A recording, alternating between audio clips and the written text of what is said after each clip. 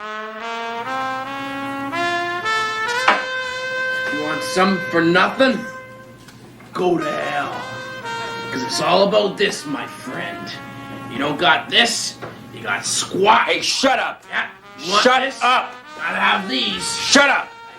Money in the bank.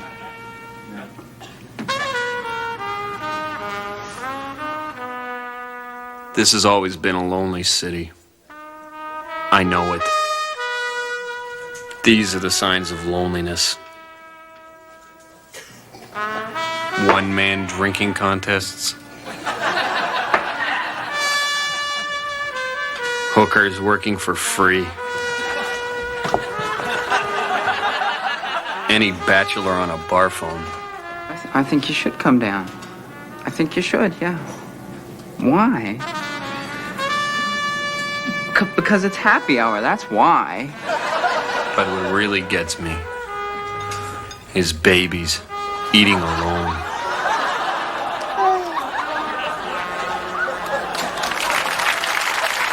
Great handshake. Yo, Mr. Tolson, how are you? pretty good. Listen, I'm sorry I'm late. You know, traffic. Right. Yeah, traffic. Try that on me, huh? You're right, that excuse you gave me works great. Yeah, doesn't it, though? Doesn't it? Huh? So why were you late, anyway? Traffic. Wow, life imitates excuses. Incredible. Yeah. Well, anyway, look out here, Gerald. There's a sea of businessmen. The ripples and eddies you catch with your eye, those are the important guys. The name of the game is networking. Businessmen meeting other businessmen for the purpose of meeting again at a later date. Do you understand? Networking. Yeah. Now, but you gotta be cool. See that guy? He's trying way too hard. Thanks. Yeah. All right. So, don't blow it. I won't. Just be cool. All Straight right. on. Okay. Here we go. Tony. Gerald, How are you, man? pretty good. Good to see you. Good to see you, sir. Yeah. Okay. Look, this is the guy I was. This is the guy I was telling you about. Well, I would have told you about if I had been able to get you on the phone. Oh, yeah? I was on the other line. Good to see you. What's your name? Nick. Nick. What do you do, Nick? Well, I'm just starting out. Super. That's a great way to break in. Yeah, well, I hope to break in and get hot. That's a great idea. Isn't it? Hope to see you on a mailing list someday. Great. See you then. Okay. Listen, I'm gonna stand a few feet away. Sure, Tony. Sure. Wow. What'd I tell you? Wow. Yeah. Bet he can do something for me someday. Hey, well, he knows you. Can that hurt? No way. Now we're networking. Yeah, right. You're right. You're right. Holy cow. That is a merger. That's a merger. Oh, there's another guy I know. Hey, Kutska! Kutska, come over here. Kutska, come here. Come on. Hey, this is the guy I was telling you about. Come here. Come here. Kutska, come here. Don't let me be standing here. Come here. Put that down. Come here. Okay, maybe later. Real important guy, very busy. Player, definitely a player. Do you think he can do something for me someday? Well, he saw you. Can that hurt? No, No, it can't. No, it can't. Yeah. Hey, there's a lot of buzz that you're hot even though you're just starting out. Yes, I believe that I am hot. Well, you're gonna be needing one of these then. It's a business card. Take it. So, Jerry, do you like professional sports? By God, I do! Yes, indeed! Why, I cheer for all the local teams. Really? They're not as good as they used to be, I hear. Nothing's as good as it used to be. Except money. Money! Gerald! I'm the hot guy.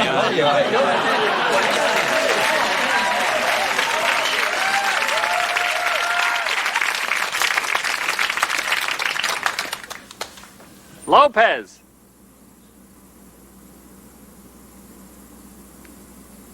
Lopez. Lopez.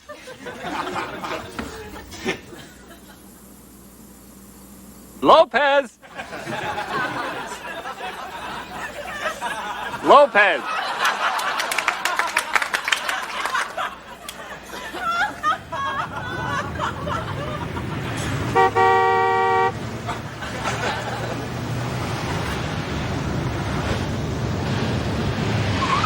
Hey, need a lift, Chubby? Yeah, thanks a lot. Well, jump on in, Fatso. So, where you headed, Lumpy? Where's a great fat thing like you off to?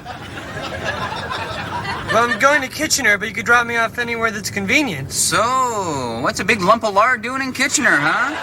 I mean, what's a town like that have to offer a wide-ass 2-ton hunk of humanity like yourself? Because, you know, it's a small town. You sure you'll fit? That's what I'm worried about. Will you fit? So I gotta ask, why Kitchener, huh? You walking, talking, sebaceous gland? Well, I have some family there, so I might stay for a while. Ooh, so the family fat's having a fat family reunion, huh? Whole flabby clan gathered together in the front yard to play lawn darts on wobbly thighs. Was that the idea? Am I painting an accurate portrait of this spectacle, huh? Oh my God, there's an elephant in the car! Rogue elephant, save the children! That's just you. Boy, am I hungry. You know, I guess I haven't had anything to eat in about, an hour. You ever done that? You ever gone a whole hour without eating? Guess not a man of your remarkable girth. Boy, are you fat. I'm not fat! I used to be fat, but I lost 60 pounds. That's why I'm leaving this town. I'm tired of being thought of as the fat guy. I'm gonna start a new life with a new weight in a new town. Not fat, I'm never gonna be fat again. Get the hell out of my car, Fatso. Come on, drag your cavernous stretch marks out of my car. I'm not fat! Yeah, go shout it from the mountain. Wait a minute, you are the mountain. God, I hate fat people. I hate what it says about their personality. Would you look at that truck? Hey! Why don't you get that fat thing off the road, you fat bastard! Jeez.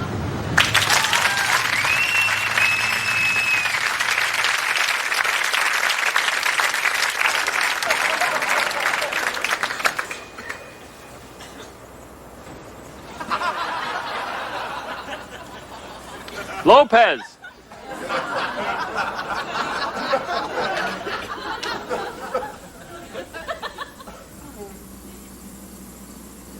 You in there, Lopez?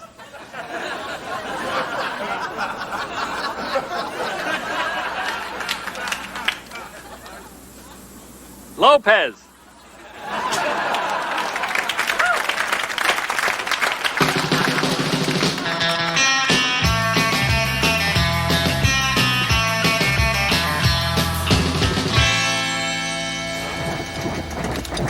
I'll have a chocolate glazed donut. I'll have a maple donut. I'll have a coconut donut. Oh, I'll have a plain donut. Have I said maple yet? Yeah. Better make that 2 maples. Look at you. You human crap holders. Your wrinkled faces wolfing down wrinkled crullers. Sitting there waiting for the donuts to turn day old. You're losers! Losers! Go home. Go home to your hot place and your dying cats. You're all hamsters on a treadmill, running, using oxygen, giving back nothing. If I were you, I would... Hey! You better stop before you say something you regret. Okay, yeah, you're right. I'll have a glazed cooler donut.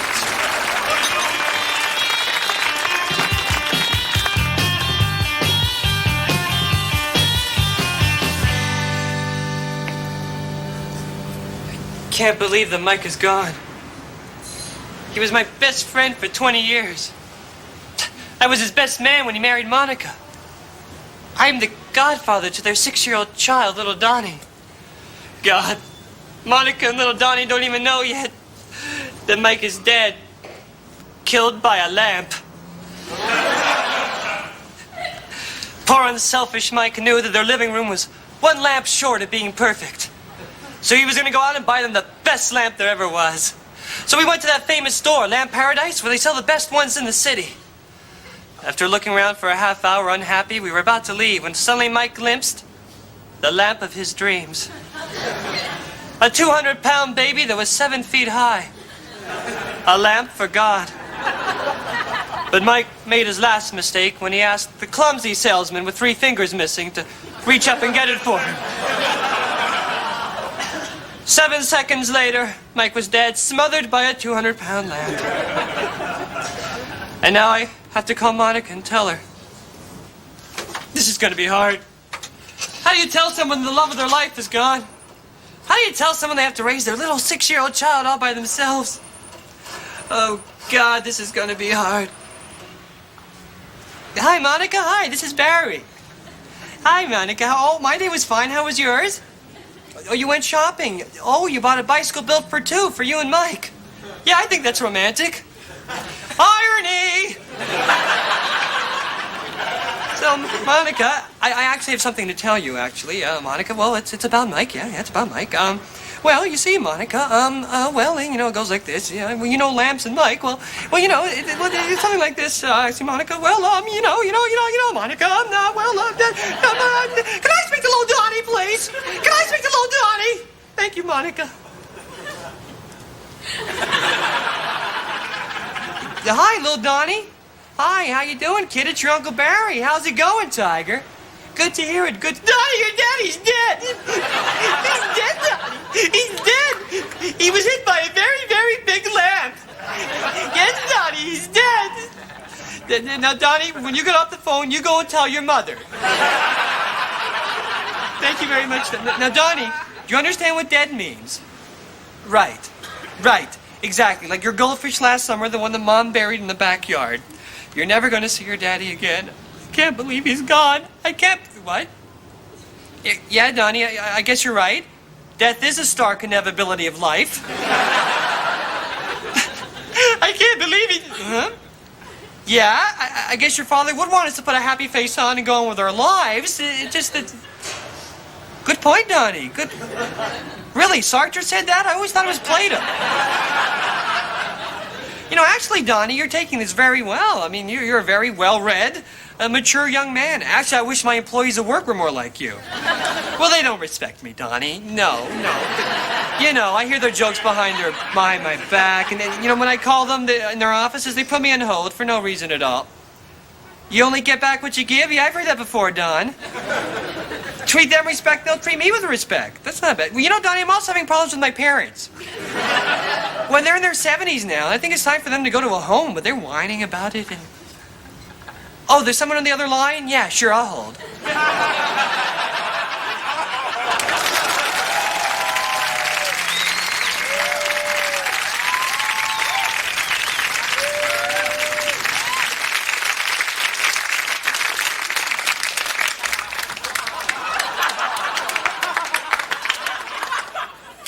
Lopez.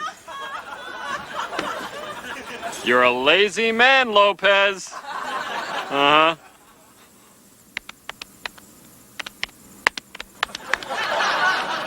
Lopez is a lazy man. If anyone can sleep through the day and misses work, that lazy Lopez man can.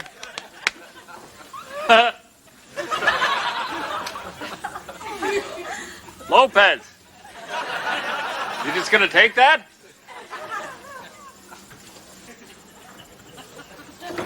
Lopez!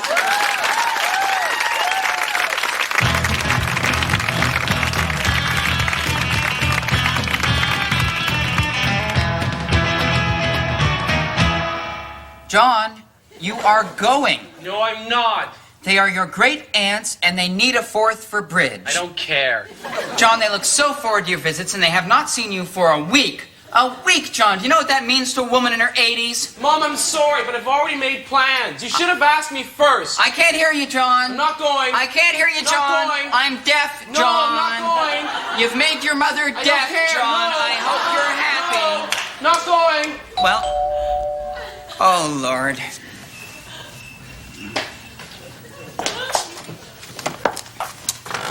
Hello. Hello? Is John home? Yes. May I speak to him? He's not feeling well. Maybe you should come back some other time. Ma? Is that for me? Yes. Teenagers, they bounce back so quickly. Yes, I know. I have 3 of my own. Oh, do you? Lakshmi! Hi, come on in. Great. What? Oh, Lakshmi, this is my mom. Mom, I'd like you to meet Lakshmi. So nice to meet you, Mrs. Maccabee. Pleased to meet you, too. Now, John, What? what are you? What is this? What? I mean, is this your idea of making the bed, John? Mom, I replaced the sheets. Well, that's hardly the point, John. Well, we better get a move on, eh? You want to get the best deal on those betel nuts. Ah, yes. Parvati will be at the market today, and she's ruthless when there's a bargain to be had. Parvati.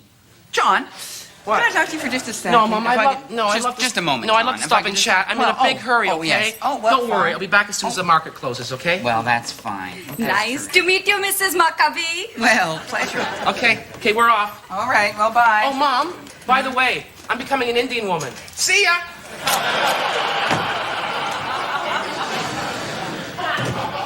What to do, what to do. Oh!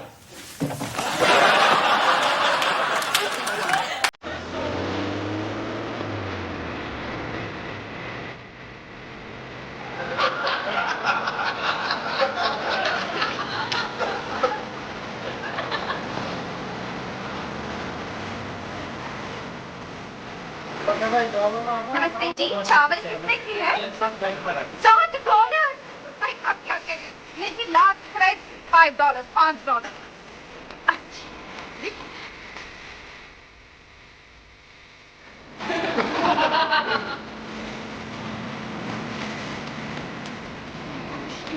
One side fit, yeah.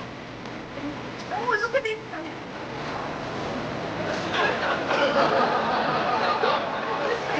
Try that.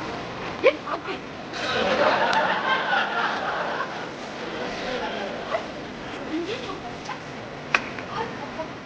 Oh.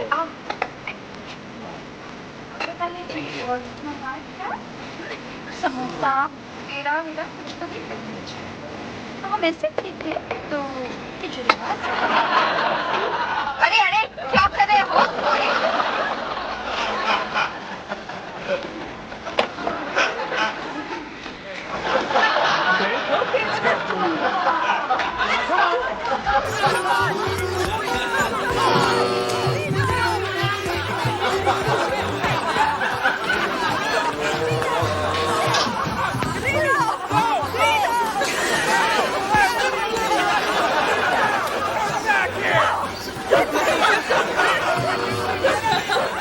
So you see, sir, now that your daughter has finally become an Indian woman, she is at last eligible for marriage, and with your kind permission, I would like to marry her.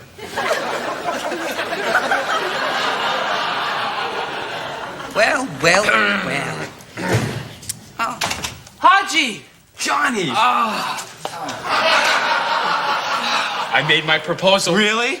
Oh, God. Well, isn't he great?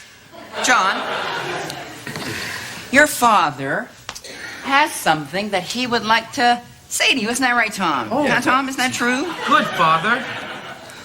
Oh, would you look at the time? Tell you what, Haji, why don't you go back to your fine dusky people and leave Johnny here with us? Oh, there's an idea. Is that a good idea? Hold it. What a good idea. Haji, I'm sorry. I'm sorry for their boorish behavior.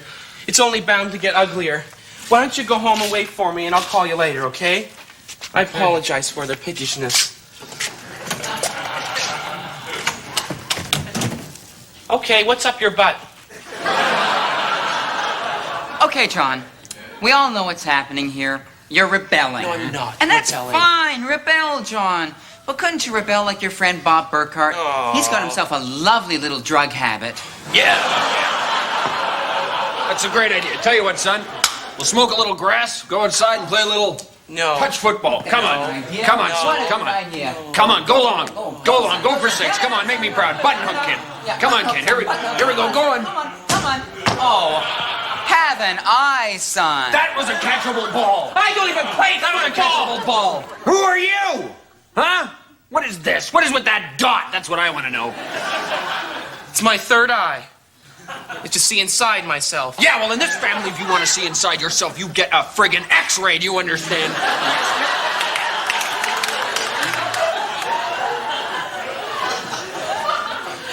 Mom and Dad, ever since I was young, I've always known one thing. I like wearing sheets. Oh, Becoming an Indian woman seemed the obvious solution. You're not listening to me. I can't hear you. I'm deaf. Oh, And I can't hear you because I'm dead. Killed your dad, killed him dead. That's right. Dad. Dad, you're not dead. I am too. I might look okay now, but once the shock wears off, I'm a dead man. You're not I dead. am. Yeah. No. I'm dead. Well, there's no pulse, and since your dad's not a yogi, I assume that means he's dead. Now, I'm sorry to be so emotional, son. But it's just that I think he was a good man and he deserved better. Mom, I'm a Hindu now. And this may be small consolation, but I know that Dad will return in the next life to get even.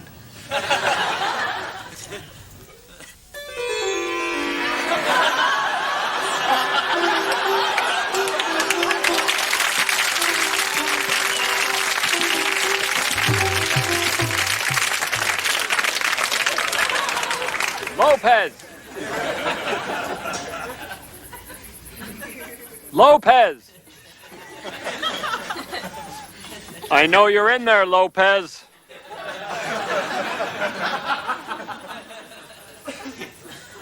Hey, Lopez. Where's the fire?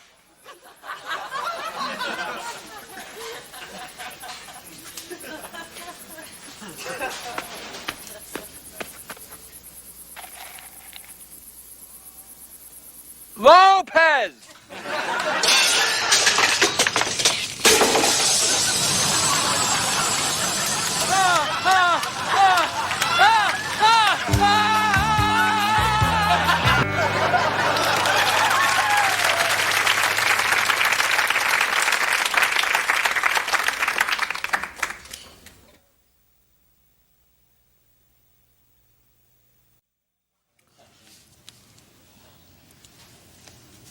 And I think we should lose this paragraph on page 46. It's unnecessary and confusing. Yes, I completely agree. Now, what about this character's vacation to Hawaii? To me, it came completely out of left field. Yes, the Hawaii trip did seem like a first idea. Let's cut it. Yes, still it needs something, my feathery friend. Why don't we replace the vacation to Hawaii with a trip to the funeral? Yes. Good idea. The book was lacking in funerals anyway. Yes. Now, have you read the last chapter yet? God, no. God, neither have I. Ah, he never ends a book well anyway. Cut the last chapter! Now, what about this jacket? To me, it's obvious. It screams book. I trust you. Let's lose it. Done. Now, we need a break. Let's take a walk. Right. Left. Door. Open. Exit. And turn. How do you feel about that mailbox? Too red. Lose it. Feelings about the paper box? I like the box, hate the headlines. Lose the news. What do you think about that bike there? I like it. I think this neighborhood would look good in a fire. Lose the fire hydrant. Bingo. Bango. Bongo. There's something missing in this area. Needs a bit more red. Gain the flowers. Nice touch. Nice looking band. But a bad-looking bass player. Next up! Oh, that bench. Get rid of it!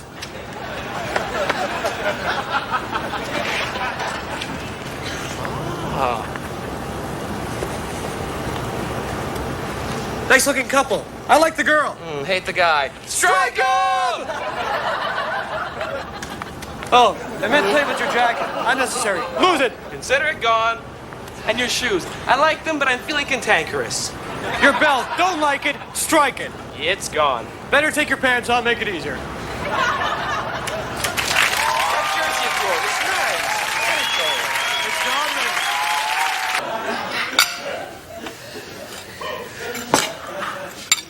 Should pass the milk. Would you stop the world?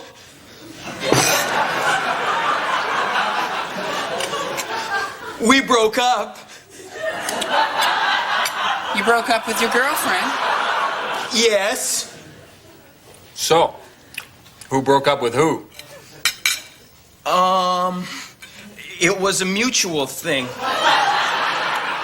She dumped him. Obviously. No! It was what's deemed was best for both me and... I can't even say her name. What is it? It's Kathy, Sandra, Susan, right? Laura. Ah! It's not Laura. Ah! Yes, it's Laura. Ah! I gotta get away. Get away from her name. What? Get away from Laura? Ah! No, I'm sure it's not Laura. Ah! It was Laura. I know, because I really liked her. Did you like her? I don't like anyone. Oh, right. Laura! Laura!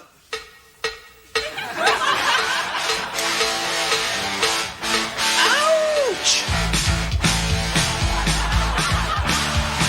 Stop the world, we broke up. I'll get my wrecks, then I'll get off. Love picks out a crack in my head. She broke up and left me for dead. A real dear.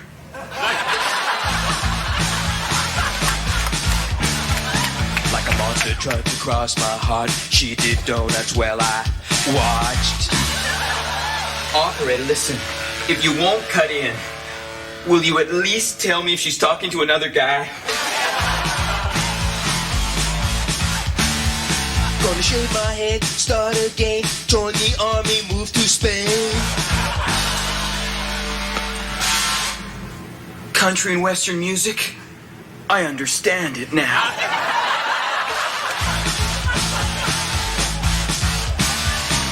Run through the night, let it cleanse me.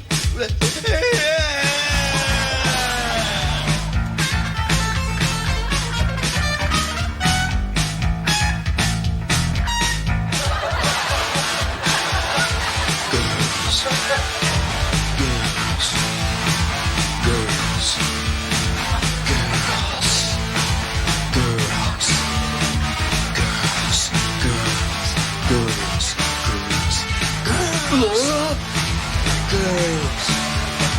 Girls. It was a mutual thing.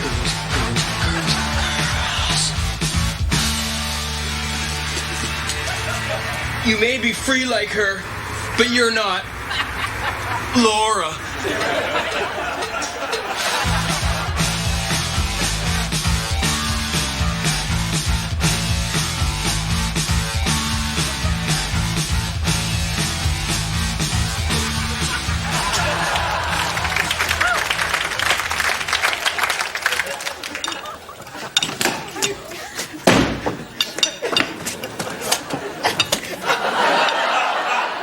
Oh, hi, Bob. Hi. Oh, Bob, your friend is here. She's waiting in the TV room. Who? Oh, I'm not going to say. I will. Laura. Oh, dear. What? Hi. Oh. Hi. So, would you like to ask your friend to stay for some leftovers, Bob? Mom, haven't you done enough already?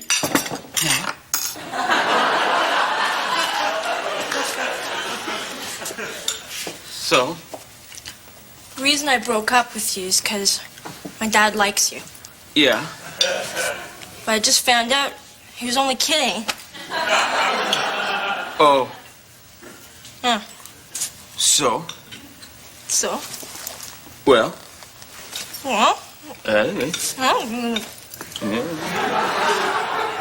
So why don't you ask her if she'd like to get back together, Bob? Mom!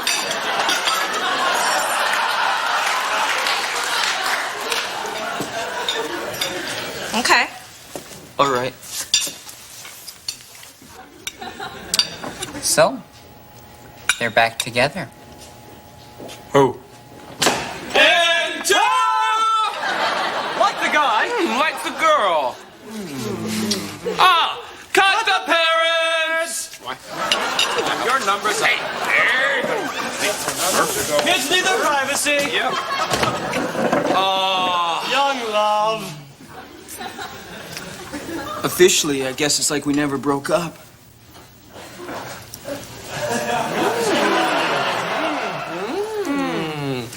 Cut the scene!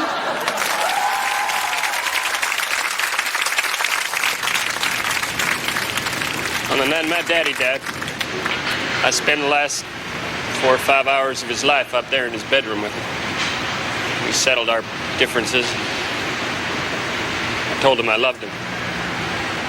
And he made me promise him that I'd never sell the farm. Well, I lied. Huh? So sue me. My mother is.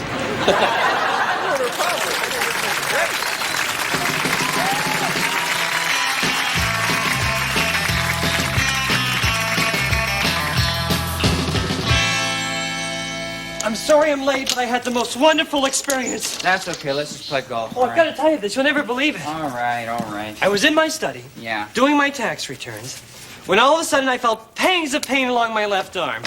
Then it started becoming very difficult to breathe. Uh-huh. Then all of a sudden, it went black, and I knew that I was dead. But it even got eerier after that. In the distance, I heard organ music. I think it was the overture from Joseph and his Technicolored Raincoat. I'm not sure. And then I started floating along a very beautifully lit hall, and I saw a giant hand that Beckoning for you to come forward, right? Yes, yes. But before I could reach the You hand, were I pulled was... violently back through the hallway. The next thing you knew, you were on an operating table surrounded by doctors. Yes, yes. Now, these doctors told me You that you've been clinically dead for a few moments.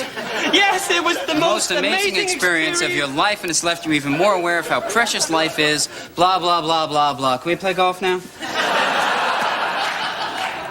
Oh, I'm sorry if my death and rebirth story bored you. Perhaps if I had some tits in my story, you would have been more interested. Death and tits, would I have done it? Wait a minute. Now, just a minute. I mean, the first time you came back from the other side, I thought it was the most phenomenal thing I'd ever heard. And the second time, I thought, wow, what are the odds? And then the next 4 times, I thought, well, it certainly is interesting that it happens so often. But yes, lately, I admit it. I'm bored. Can we play golf now? Well, I never thought I'd hear this from you. My best friend bored of all my deaths. They don't seem to be bored every time I'm on the Arsenio Hall show, but you don't want to hear about it. Well, look at it from my point of view, would you? What's your point of view? Well, say I had this really great chicken salad sandwich one day, right? Yeah? Right? And then I called you and I told you all about it. I'd be excited for you. All right. Now say I had a second great chicken salad sandwich and I called and I told you about that one. I think great. Lunchtime must be very happy for you. Terrific. Now suppose all day long all I did was eat these chicken salad sandwiches, and at the completion of each sandwich I phoned you and told you about it. Wouldn't you start to get bored? No, I would not be Wouldn't bored. you get a little no, bored? I would not would be you bored. admit it? You'd get bored. No, I wouldn't be bored. I'd be concerned. I'd be concerned about your cholesterol level. Look, let's just play golf, okay, Lazarus? I can't believe that you're equating my returning from the dead with the chicken salad sandwiches. What is this freaky obsession you have with chicken salad anyway? It's beginning to scare me, actually. Oh. What? Oh, I'm feeling pangs of pain What? along my left arm. A little heart attack? Yeah, a little heart attack. I'm finding it very difficult breathing, actually. Uh-huh. Oh, I think how awful. My old friend, I think I'm dying. Well, I isn't think that I'm dying. terrible? I think I... Oh, no, he's dead. He's dead again. Oh, no. Is that it, huh? Huh? You dead again, huh? Huh? Yes, I'm dead again. Wow, now this is neat. Yeah, nifty. Come on, this doesn't impress you? I've never been a ghost before. Well, I've seen it. Where have you seen it? The Ghost and Mrs. Muir. That was a movie. Was that a movie first? You are so stupid. Yeah, right. I'm stupid. I'm a moron. Yes, you are okay, a moron. 4. Wow! Now that was neat! Yeah, right. Jesus, did you find the first moon landing boring? Give me a call when you're alive again, okay? Yeah, sure. See ya. Woo-hoo! Ignoramus! Well, I guess I better go call the ambulance.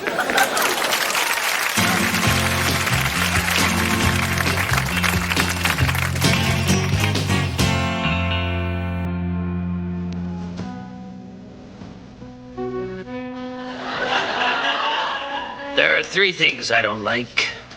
Crazy cars, crazy kids, and birds. The first two I avoid. The last I eat. Oh me, I'm a cat.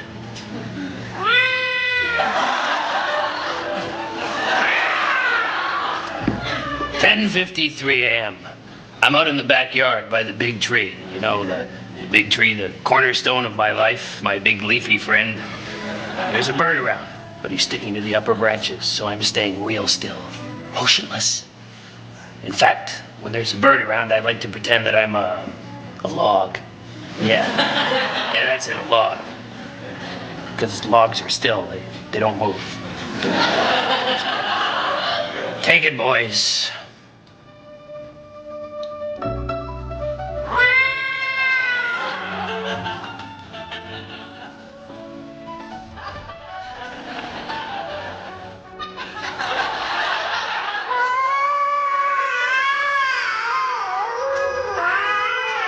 Yeah. 10:59. My being still log scheme is paying off big time. The bird comes in for a landing.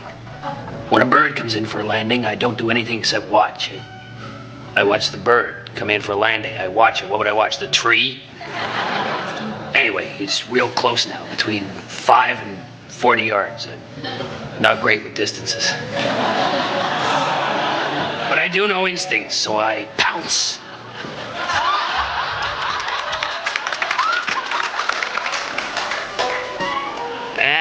The bird flies up.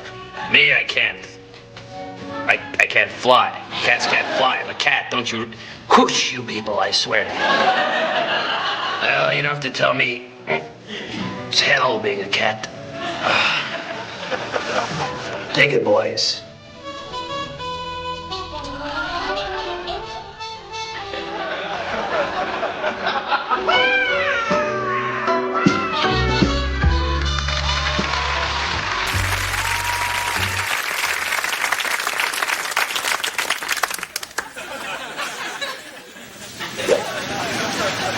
I'm a golf pro, so obviously I wake up in the garbage. First thing I do in the morning is go across the street to the restaurant, you know, grab a guy by the throat and whisper something in his ear like, I don't know, I'm on fire, give me your hair. Then I let him go, you know, I chase a bus for a while, you know, a couple blocks, make sure it's not doing nothing I don't like, then I let it go. When I get bored, then I go up on a roof. I just howl at the city. You know, I love to howl at this big city. Then I come down, have a cup of coffee, and read the paper. Me? I'm a songwriter. You know, and that isn't easy. And although I've had some success in the past, you know, I had a song on the charts back in '79. You know, maybe you remember it.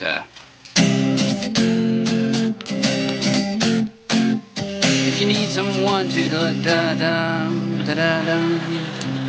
Rabunda. Well, it's called Rabunda.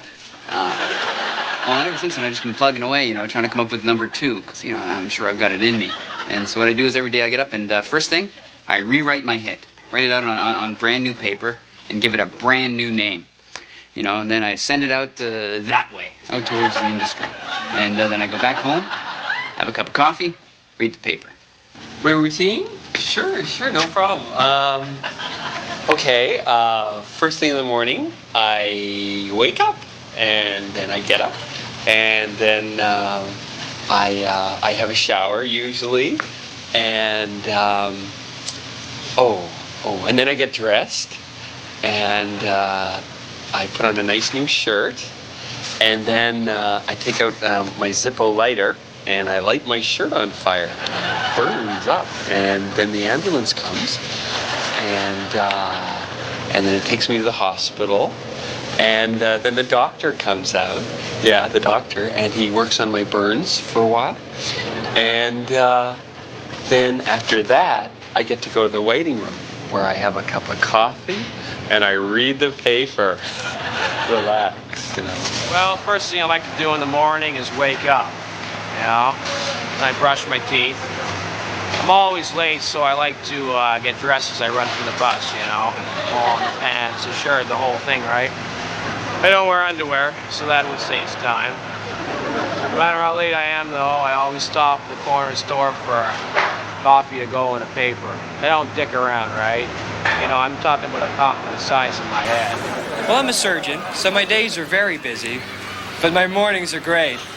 What I like to do is take a nice shower, go down, have a light breakfast, always fat-free, hop in my BMW and drive to work, slow and easy. And when I get to the hospital, it's boom! The nurse is there. Boom! On with the gown. Boom! I'm handed my favorite scalpel. Boom! Then I work on a guy who lights his shirt on fire. Then it's off with the gown, down the morgue, and I have my favorite cup of coffee, and I read my newspaper. Here's your shirt, Norman. Oh, thanks, Patty. Have a nice day.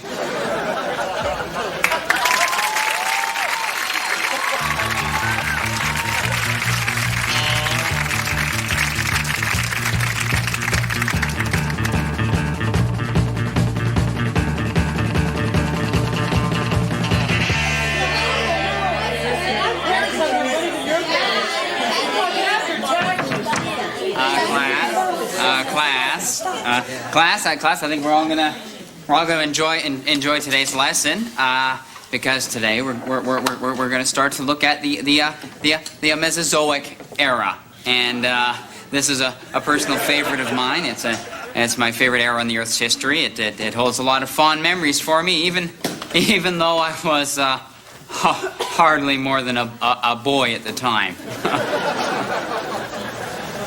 Okay, moving along. The Mesozoic era, or the age of reptiles, as it is known, which lasted for about 155 million years, followed the Paleozoic, and during this period of time, the Earth began to look pretty much the way it does today. Ah, yes, McKechnie, you've got a question. Terrific. Yes, sir. About the Mesozoic era. Would it be fair to say that?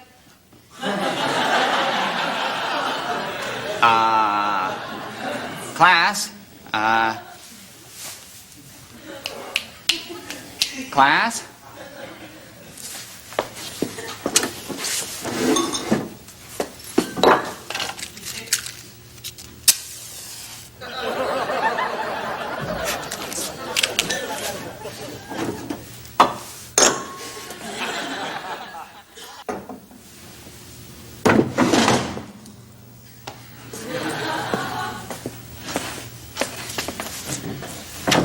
Darling.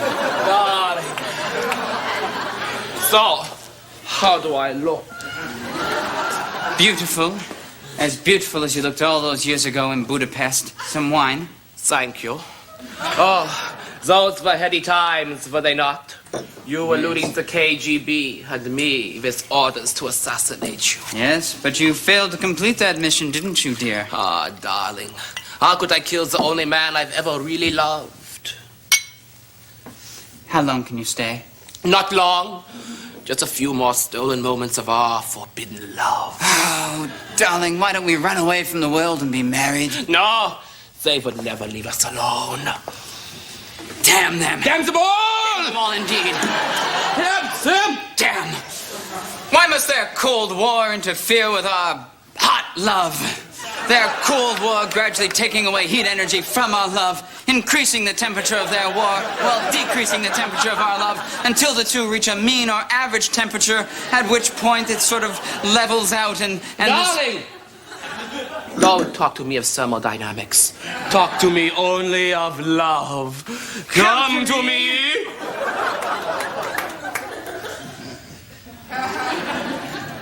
Darling, yes. Together. Yes, McKechnie, you have a question? Yes, sir. If she really loved you, wouldn't she leave her life of intrigue behind and come and live with you in a bungalow? Well, honey. No, please, I must kill. No, dear. Let me, dear. Well, McKenny, that's a very interesting question, but it's very similar to asking igneous rock to become a sedimentary rock, which, although not impossible, would take a very long time and would require calling into play all of the various agents of erosion, which we all know are. You're still the best, darling. No, they found us out. We are undone. Quickly, you must run. No, I'm tired of running. What? In my tooth is a cyanide capsule, and when I bite down on it, I will end it all here in your arms. No. Yeah. No. Drop it. Drop it. Drop it, bad girl. Drop it. Drop it. Drop it. Oh, darling.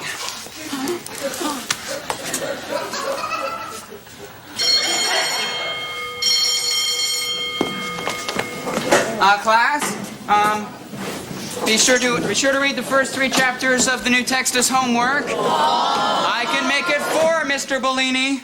And feel free to read ahead, for tomorrow you may die.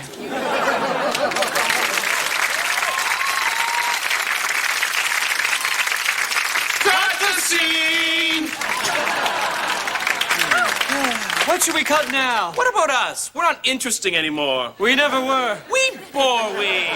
Losers! Friends, Romans, countrymen, lend us your ears. We come to bury Caesar.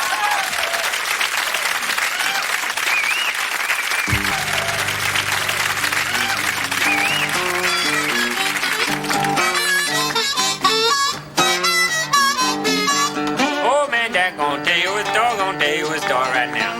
Oh man, John gonna tell you a story about down there, but down cow. You know, I seem to remember a time way back when I was just a little kid, and that wasn't too long ago, you understand. Then one day I was coming back from the schoolhouse, and me and my brother, we walking along the road there, and we see this cow standing in the middle of the road. And my brother said to me, "See, there's a cow standing in the middle of the road." And I said, "Well, that don't look right." And he said, "That's right." Me and my brother, we went away, and we got ourselves these sticks, what we call thwack'em sticks. And we went around the cow, you understand? And we whooped its butt. Yes, sir, we whooped its butt into it back in Farmer Jackson's field, because that's where that cow belonged, you understand? Yes, that was it.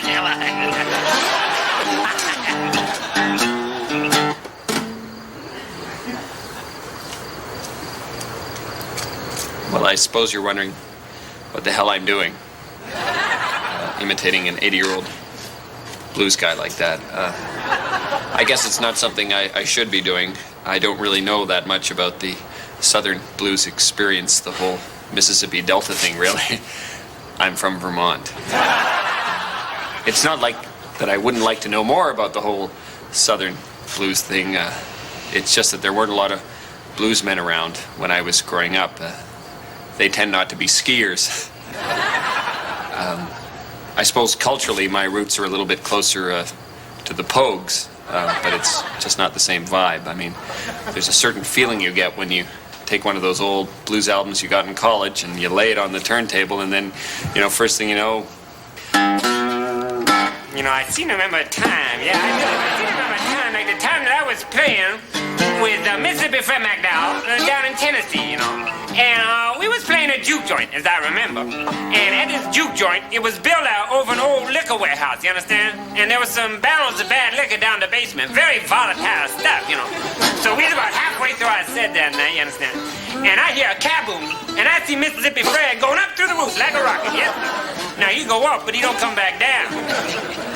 I didn't see him like 9-10 years later until in Chicago I saw him again. He was playing the same song, too. And when I saw him, I jumped up on stage with him, and I said, "Come on, Mississippi Fred, let's hambo." Oh, yeah, we hambo down there. We hambo down there. We hambo down there. Ow!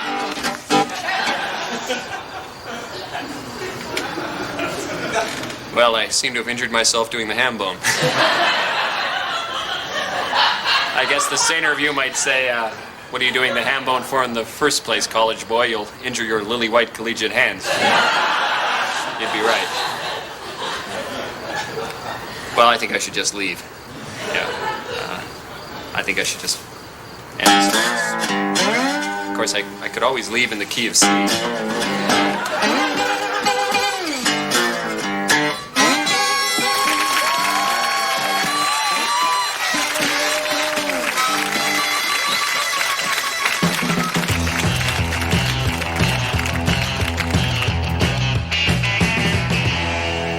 So she got mad, threw a drink, and left.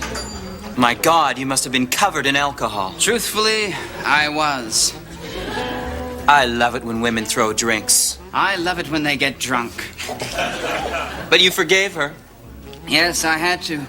You see, she was a woman, and I happen to love all women. In fact, that's why she threw the drink. I see. She found your love too interesting, too intense, too jackhammer. No, not specific enough. I see. She was upset that you were loving other women. In her narrow way, she presumed that you were cheating on her. Yes, but wasn't I really only cheating myself? Of course you were. I love all women. Is that a crime? Actually, in some places it is. Oh?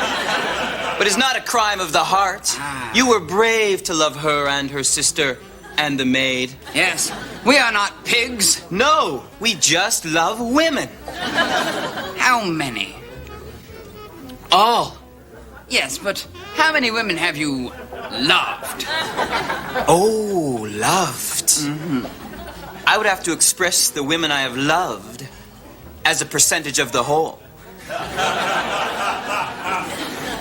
Oh, say 40%. Ooh, well, that is a lot of women. But they don't understand the way we love. It is not a number. No, but if it were, that number would be quite high. 40%. You understand. Yes. Sometimes I wish that you were a woman. Oh, as do I, as do I. Then I could love myself. And if you were a woman, I would love you. And wait for you to throw a drink on me. And I would throw one, were I a woman. And were you a woman, I would deserve it. It is in our very makeup. We cannot change who we are. No, to change would mean to make an effort. We just love women. Yes. Ah! Is that so unbelievable? No, I'm so wrong to love women.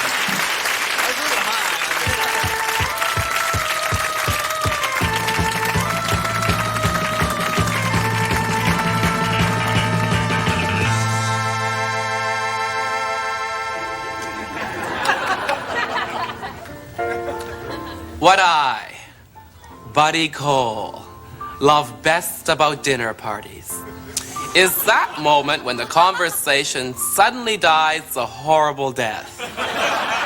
And some helpful wag pipes up with, if you were stranded on a desert island and you could only bring one book, record, and person, what would they be?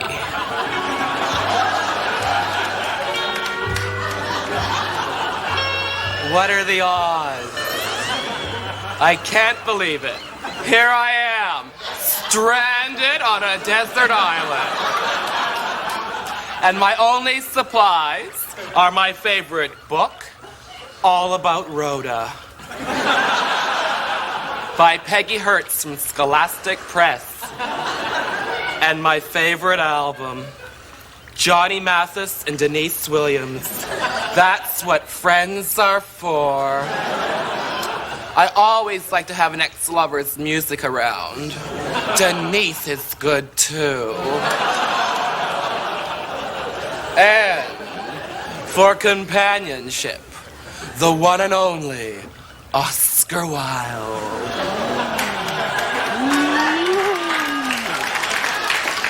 Oscar, say something funny. Shall I? Yes. Do your stuff.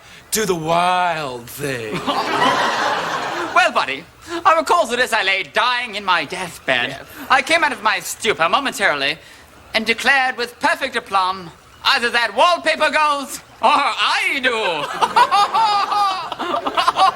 Oh, that was rich, Oscar. Oh, gee. Oh, let me catch my breath for a second. I am so glad that I brought you and not someone common. Message received, buddy. You know, buddy, the trouble with the common man is that he is so unbearably common. Oh, what? Oscar, funny, but you're such a snob. Oh, that's my charm. Oh, it's really too bad that you're dead. Oh, I know. Does it bother you? Well, buddy, all in all, I'd rather be in Philadelphia. What? Philadelphia. That's funny, but W.C. Fields said it. Well, yes, had you been listening to me correctly, buddy, what you would have heard me say was, I may have been born yesterday, but I still went shopping.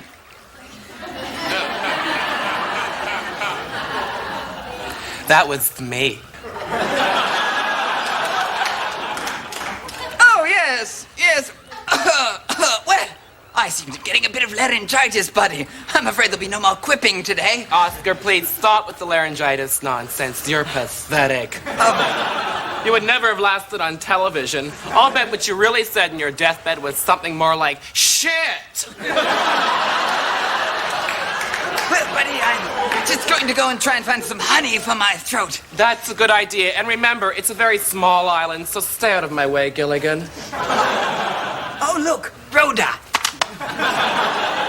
And while you're at it, do something about your hair. It's threatening to become more interesting than you. Speaking of traveling, that reminds me of the time that I was crossing the border into Albania, and some border guard asked me if I had anything to declare, and I said, this is great. Only my genius. Buddy, that was mine. So what? You owe me.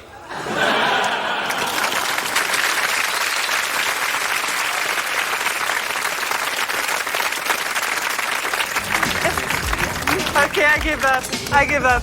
Which one is Trixie? Which one is Mitzi again? I forget. Hey, wait. Where's your twin? Hey, Phil, how we get into the next bar? Oh, we'll take my car. All right. Uh-oh. Looks like trouble. Come on, give me a break. Cars are so stupid. Oh, you know? yeah, 100%. Hang on. Phil will handle it. Phil's a talker. Hey, officer, what's going on here? What's going on? Hey, come on, look. You don't want to ticket me. I'm a cop. Really? Yeah. Come on, it's okay to take the car off the car. Yeah? Gonna have to see some ID first, officer. ID? ID. Yeah, sure, I understand. You know why I understand? Because I'm a superior officer. That's right. Yeah, I'm Captain Allen from the precinct up near my house. So, all quiet tonight?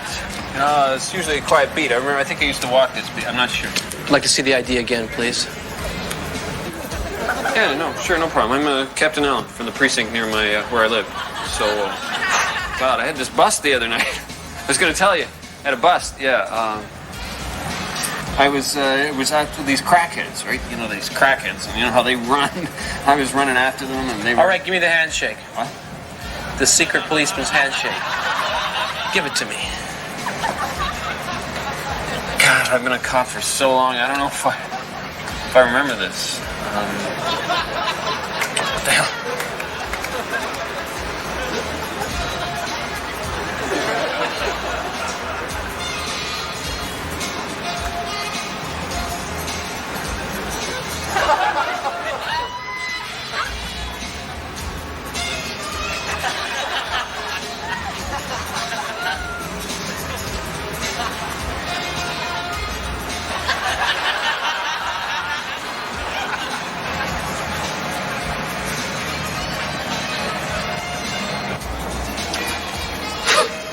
Okay, you have yourself a good night and give my best to the guys up at the station. I'm sorry, didn't catch your name?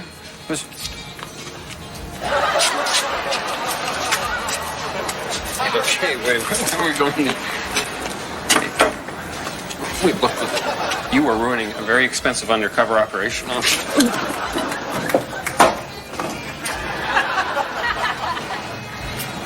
Oh, backseat of the car thing. Sure. No, this isn't tragic. All right, I'm not a cop. I confess. All right, I'm not a cop. Look, I want you to turn around, officer, because you see my friend back there? There's my friend. He's Roman Polanski's cousin, the guy in the striped shirt. And those two girls he's with, they're 15 years old, man. 15 years old, man. And he's got pictures on the Singapore strings back in the apartment.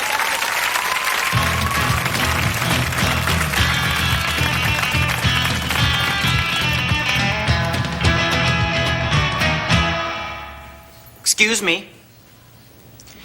Seeing as you're under my car, does that mean it's not done yet? No, it means I'm still working on it. Well, then how am I supposed to get home? Sure, I don't know, but when your car's fucking ready, you're gonna fucking know, okay? Was that swearing at me? Yeah, I believe it was. Well, I'm gonna go across the street and drink some coffee, but I'm prepared to sleep here if I have to. Yeah.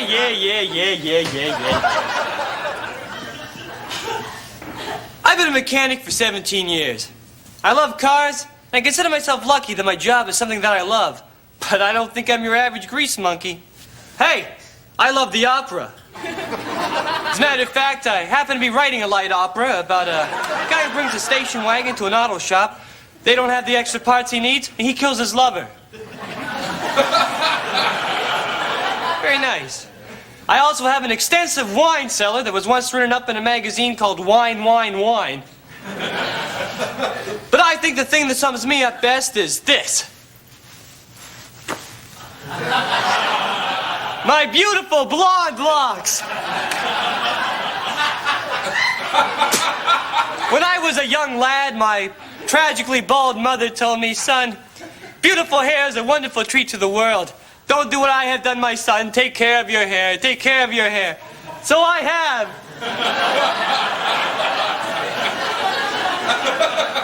And I think that I've added a different color to the typical perception one has of the garage mechanic. Hey, Russ. Hey, Russ. Hey, Michael. Hey, Paulo.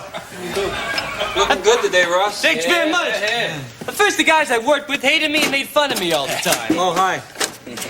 But as time went by, they not only got used to my hair, but they developed a sense of pride over it. Oh, yeah. That's good. Hey, what are you doing? You pull his fucking roots out. Hey. You know, it's a piece of art here. Hey, excuse me. I think I know what I'm doing with the hairbrush, okay? Well, then don't use a fucking thing. I'm going to use a pick on his nose. Guys!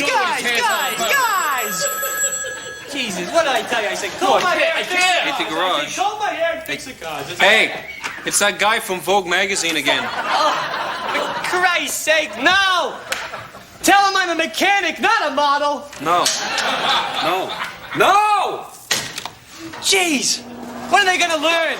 This hair's for us. Right. Yeah, do her! Here, come on. Give me the panther. Come on. Let's go.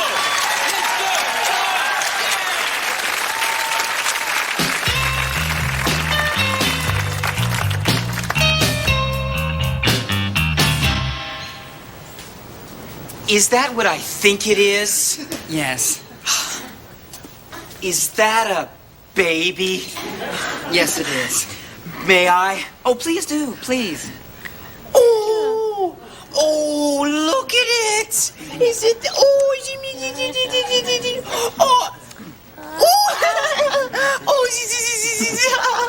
My wife's got a, maternal instinct. Oh, I can see that.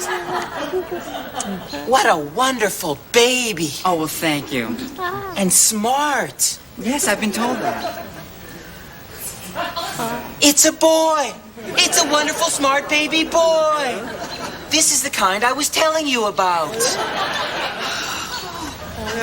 How many miles on this baby? Well, he's 5 months old, if that's what you mean. Yeah? Has he got all the shots and stuff? I mean, is there anything wrong with him? Like, does he eat a real lot? Does he leak? Or... Oh, look, he's got your eyes, honey. Oh, yeah? He's got your eyes. You know, first they have their baby teeth. Yes. And then they fall out. Oh, yes, I know. But I would save those if I were you. Oh, well, I might. You know, before you know it, I bet he'll be wearing 6X. Oh, well, God willing. I know a lot about babies because this is the kind of baby I hope to have one day. Oh, well, I'm sure you'll have a lovely baby someday. Are you pregnant? No, I can't have children of my own. Oh, I'm sorry. I shouldn't have said anything. It's not her fault, it's mine. Oh. Yeah, I had a vasectomy when I was 14. You know, a lot of the guys are doing it, sort of manly thing, vasectomy, tattoos, that kind of stuff. Well, I am sorry. Hey, don't be sorry. I was pretty popular in high school, as you can well imagine.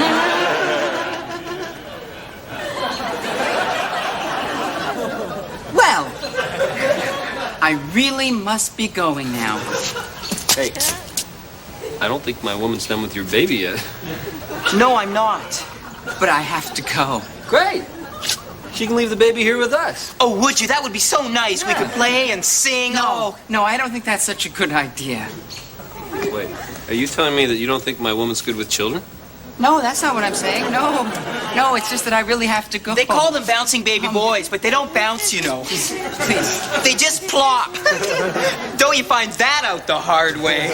Please put my baby down. Excuse me. Honey, is this the one or not? I'm not sure. The other one was so nice, too. He has an inner ear dysfunction. What? He has an inner ear dysfunction. The doctors say it could result in the 40% loss of hearing. And they think there's something wrong with his neck. Something horribly wrong with his neck. Well, buyer beware, honey. I think she's just saying that. Oh, it's true. I have a very good feeling about this child. I think this is the one that's what you said about the Vega GT. Remember that rotten car? Listen, give me back my baby. Hey, just get your game on it. my baby. Give me back my baby. Come on. Just give it to me. No, give it to me. Give it to me. There's only one way to settle this. Okay? We'll let the baby decide. What? Oh, give me that. Okay, little guy. Which one of these nice women would you like to be your mom?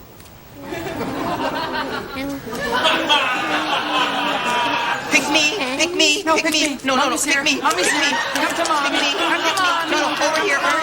Jinx. No, Jinx. Over here.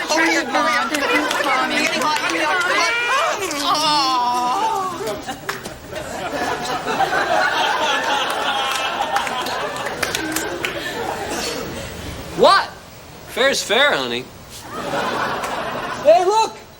Hey, she left the carriage. Look at this. Come on, we can throw some blankets in there, tell people the baby's sleeping. I don't think we'll ever have a baby. It's God's will.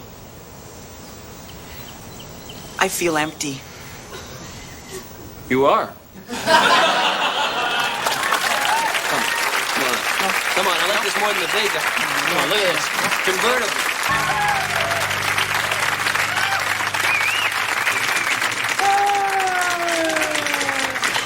Kathy, you there? Yeah? Oh, God. Wednesday, huh? Oh, yeah, I hate them. Oh, I loathe them. Oh, God, Wednesdays. I hate Wednesday. You know what part I hate the most about Wednesday? 3 to 4 p.m. Oh, I know that's when I'm gonna die. Oh. I just know it. It's the worst. Well, back to that 4-letter word. Work. Hi. Hi. Hi, new guy. Oh. Hi. It's Howard, actually. Howard. Hi, Howard. Hi. Hi. Howard. Hi, Howard. I'm Kathy. Oh. And I'm Kathy. Yeah. Oh. Well, I'll try to remember that, although I'm not really very good with names.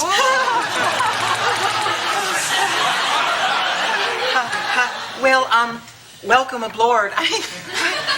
Talk much, Kathy? I mean, welcome aboard. Yeah. Welcome aboard. Oh, well, thanks very much. I'll see you later. Bye. Is he? I don't know. I just don't know. I don't know either.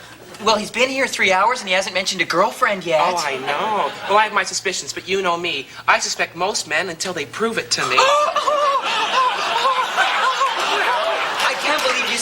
that? Well, I suspect some even after. Or during. Kathy Lassiter, I can't believe you. It's not even Friday. I'm so full of beans today. Oh, yeah. I don't think he is. You don't? But then again, I don't know any. Oh, come on. You don't know any? No. You've never known one? No. Oh, there was this one guy in high school who I thought was, but it turned out he was just a genius. Oh, yeah. It's always the way. Yeah. Well, of course, there's Grayson in the mailroom, but then that's old news. Everyone knows that. Oh, no. No, Grayson isn't. He's not? No, he explained it to me one day at a long liquid lunch. Yeah. He just sleeps, let me get this straight, with men now and then to prove to himself that he doesn't like it. Oh, I see. So he's more like a sexual scientist. Yes. What about his boyfriend? Huh? Smokescreen. His boyfriend is a smokescreen for his heterosexuality. He said it's reversed nowadays. Oh, Kathy, get with it. All the best ones are either married or gay. Sometimes both. Oh, God. Well, here he comes. Let's find out for sure. Hi, Howard. Hi. Wrong one. Wrong one. Yeah. Her first day on it. All those files. Yeah, there's a lot of them. Yeah. Howard, we are having a hard time trying to figure out what to eat for lunch. Oh. Yeah, and we were just wondering if you could help us. Oh. Yeah. Sure. Okay. Do you think that we should have the steak or the asparagus and pasta salad? Gee, I guess you could have a bit of both.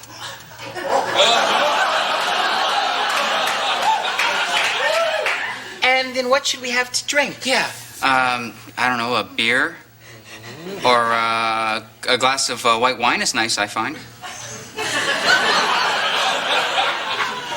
Thanks. Oh, thank you. You're welcome.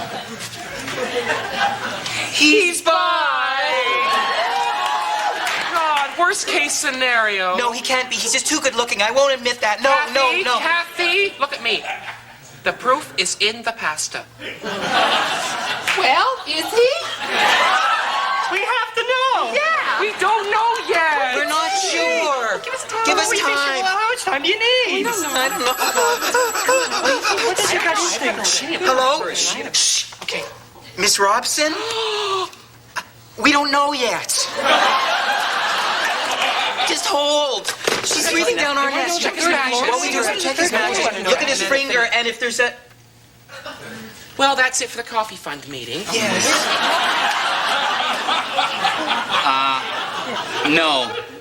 No, I'm not gay. So, who cares? It doesn't matter to us at all. Just for the record. Oh, yeah, So swear. Yeah.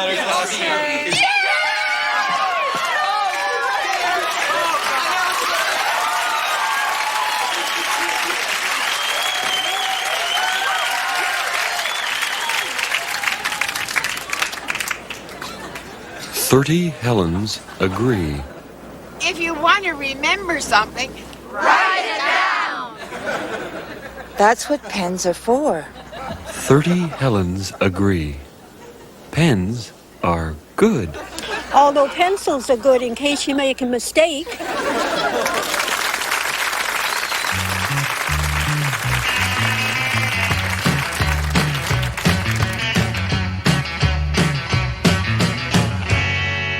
Good evening.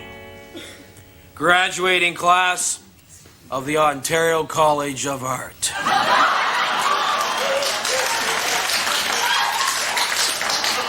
My name is Manny Kuhn, and I've been asked to speak to you about art. Yeah, when I look out over your sea of vacant faces, I feel like to puke.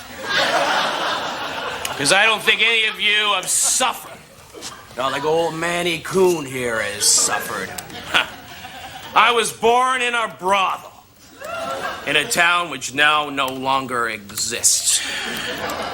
When I was born, my mother mistook the afterbirth as my twin. And the cuter one, too, apparently.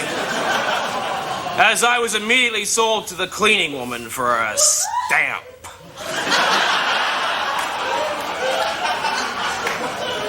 The cleaning woman who went by the name of Magda lived out at the edge of town in an abandoned freezer with a bum named Lucky. Magda and Lucky used to fight over whose turn it was to beat me. So, to distract myself from the misery of my surroundings, I began to draw. And I drew whatever I could get my hands on. Flattened Kleenex boxes, tin cans, fruit. But nothing fresh. I never had a piece of fresh fruit until I was 21. And it was a lime. I still take the existence of peaches on hearsay. I was kicked out of the freezer when I reached puberty, so I hit the open road in search of fame and fortune. For the next 10 years, I wandered, sort of like that German Shepherd hobo. Except I don't lick strangers' faces unless I'm fucking them.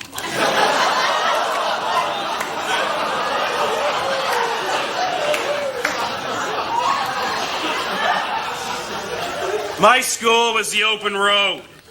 Pain and suffering, my textbooks. My teachers, the gypsies and rapscallions I met along the way. The only constant in my life was my art. For you see, boys and girls, I, Manny Coon, am enslaved to the harshest mistress of all, my muse. And that bitch rode the right side of my brain for all she was worth. Always driving me on to find that shade of blue that makes you cry, that red that makes you hot. And always, always to paint bigger and better tits. For you see, I, Manny Coon, had a cri de coeur one day. Manny, I said, what is it about your work that gets to the people? It was the tits. From then on, I only painted tits. Green tits, yellow tits, blue tits, tits with 3 nipples. Tits over Atlanta, tits and wool and fur, installation tits, tits, tits, tits. And the result? Now my work hangs in all the best galleries in the planet. And the art world is lining up to collectively kiss my ass. So here I stand before you, drunk, smug, impotent.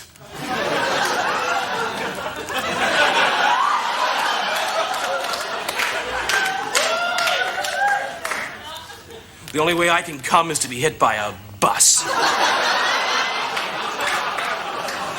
And I'm supposed to give you advice about art. The only advice I can give you is every morning when you get up, paint something. I don't care what it is. A bottle of wine, a carrot, your favorite member of Menudo. Me, I like to paint a genital first thing. If I'm too hungover, I photocopy my balls.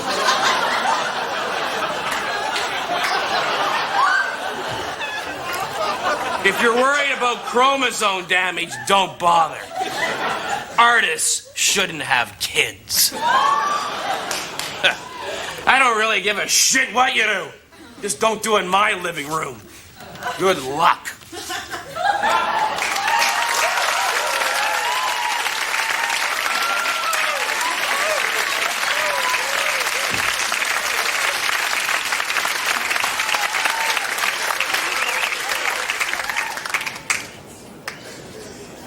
"30 Helens agree."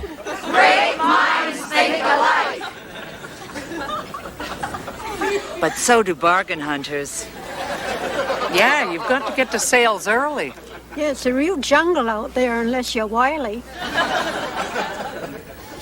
30 Helens agree. Great minds think alike. But rules seldom differ.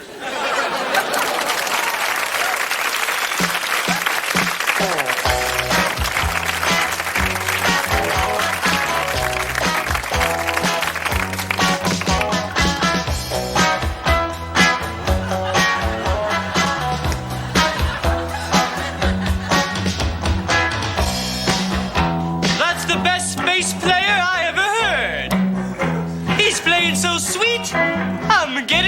party. Do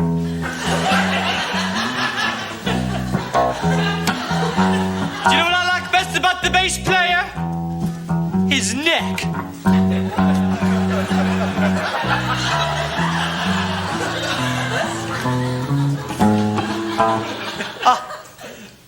He made a little mistake. You may not have noticed it, but if you did, I think you enjoy my tale. The mother, the father, the serpent, the priest, the foreman, the woman, the widow, the beast.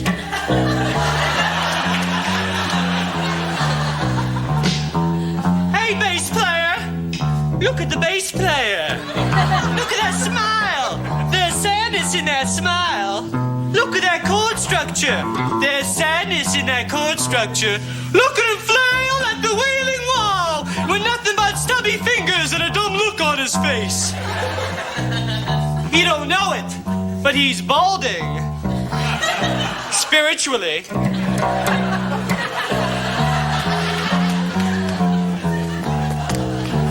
But everyone hates the bass player. No one invites the bass player to the party after the show. Hey, what are you guys doing after the show? Oh, nothing? Okay. If he does go to the party, he can only get the good-looking girl's best friend. Is Heather coming? The bass player is the loser of the band. Yes, he is. If you don't believe me, take a look at the one you're with. But there's something beautiful about the bass. Sometimes when I listen to it, I don't know, I get caught up in the swirl and I'm flying. I'm flying, Ma, over a big, beautiful lake. He's playing the bass and I'm flying.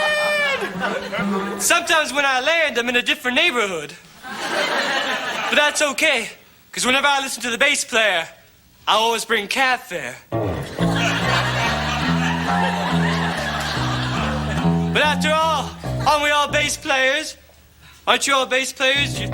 They tell me this was a bass players' convention. You are all bass... Pick up the beat! Pick up the beat! I'm the sadness and tap your feet! The mother, the father, the serpent, the priest, the foreman, the woman, the widow, the beast. Aren't you glad that you're not one?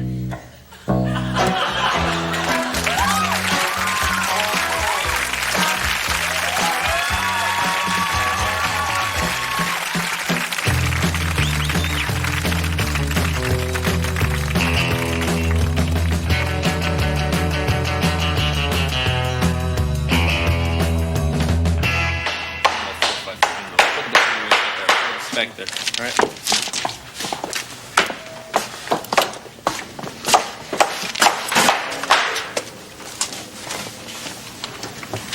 Hey, kid, you're late.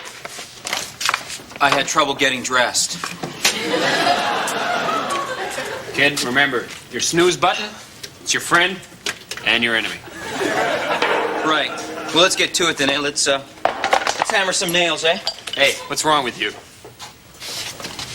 I hate this job. I'm in a rut deep enough to hang up posters.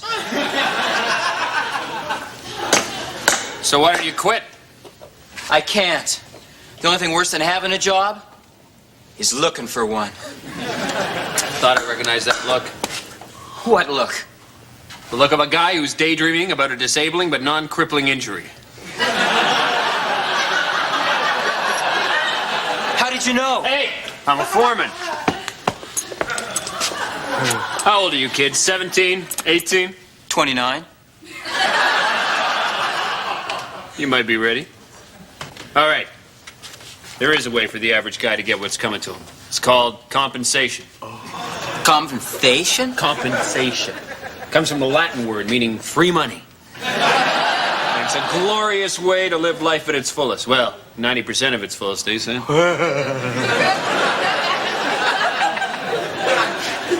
Compensation is a river of goodness flowing through the industrial heartland of America, dispensing its bounty to the blue-collar hero brave enough to lap at its shores. Sounds all right. Yeah, it is. There's a guy who used to work here named Dino. Sam, show him where Dino worked. Worked right there. He used to come to work every Monday morning, hating his job. Hey, like me. Yeah. But he won't be back for 9 months, thanks to Mama Compensation. I hear he bought a dog and trained it. Me? I got a bad back. You been on compensation? Hell yes, we've all prayed at the altar of compensation, even Sam.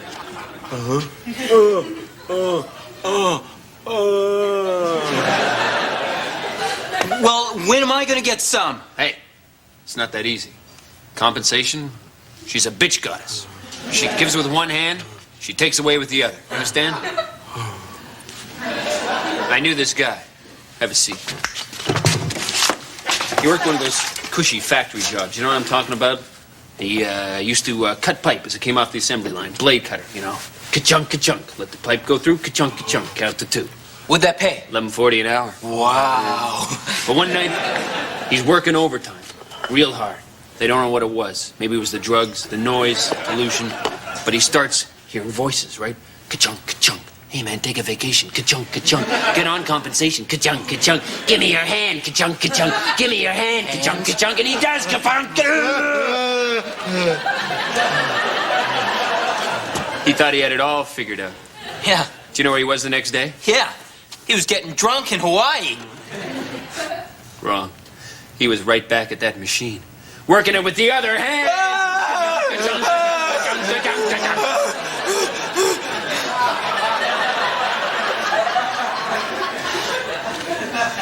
So what's it gonna be?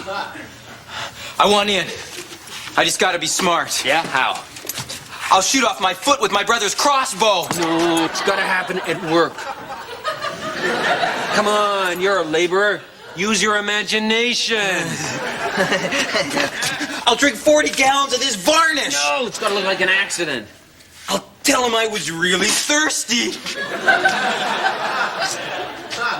Look at Sam's hammer. Doesn't that give you any ideas? I can club myself in the head with Sam's hammer. Better yet, if you ask him real nice, he might do it for you. You send more than one blue-collar brother down soap opera lane? Sam, will you club me with your claw hammer? Sure.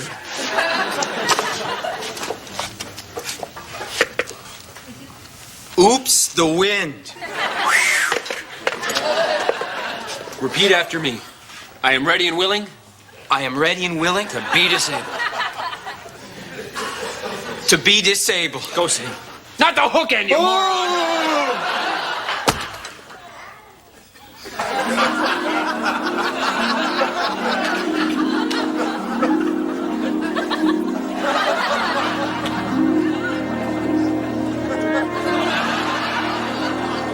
Hey, guys. Thanks for hurting me. Look at him, Sam. You just punched in with a goddess of compensation. Go, kid. Go! Go!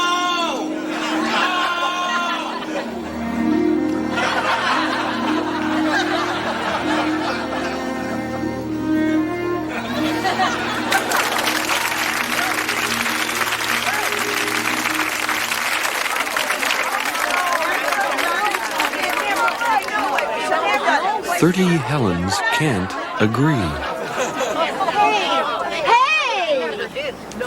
Can't we just agree to disagree? 30 Helens agree to disagree.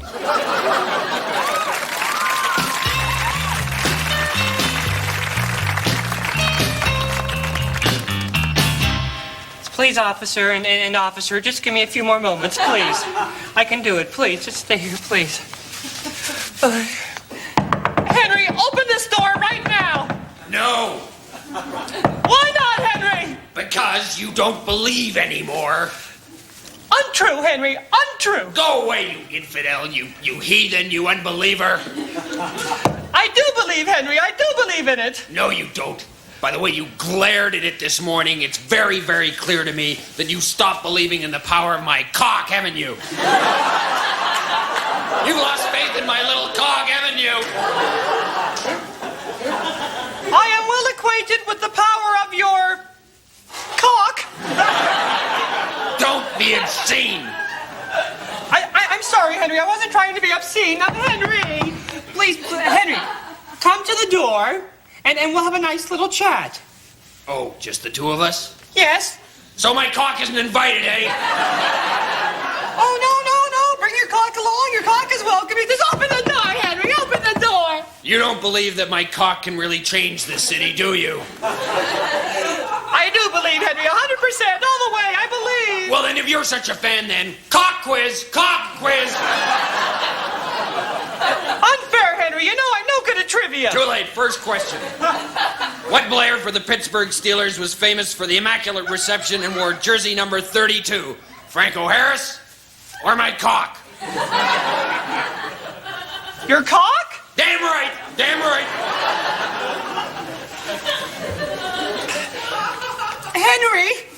Henry, the police are here. Yes, this is very serious. They have a warrant for you and your cock. They want you and your cock to come out with all your hands up. Great. It is time the authorities began conferring with my cock tete-a-tete. And who knows, perhaps a photo opportunity will present itself. I'll need all the exposure I can get in the upcoming election if my cock is to thrash that incumbent. So your cock is running for mayor. Don't you read the papers? I see a great future for this country. A greening of the promises written by our forefathers in the Constitution of these United States, as interpreted by my cock. Henry, what is this? It's my campaign song. Sing! My cock is big and glorious. Sing! Mighty and yet marvelous. Doo-da, doo-da. Cock is wonderful and strong.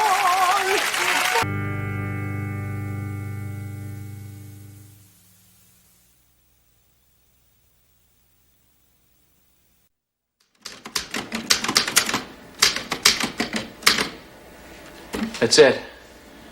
I'm done. Honey, I've written my first thriller. Oh, that's wonderful, dear. Well, would you read it for me? Tell me what you think.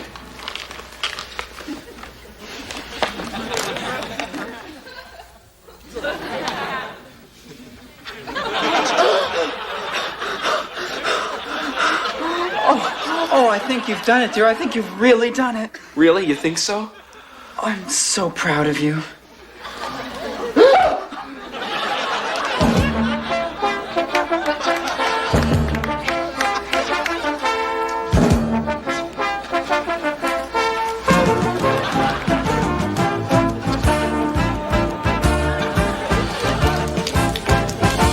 Second book is always the hardest. God, it's got to be great. If it isn't any good, they'll just say that my first book was just a fluke. I've got it. I've got it, yes. Yes. Yes.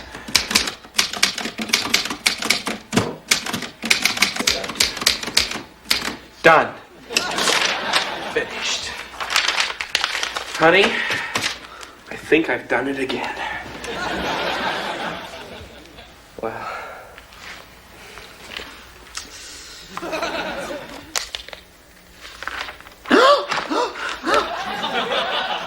Huh?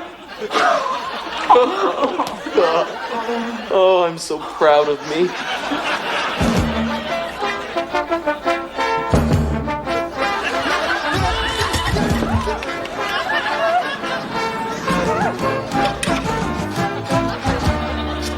Hey, There's a Spider on Your Back, a talking book by Donald Dane.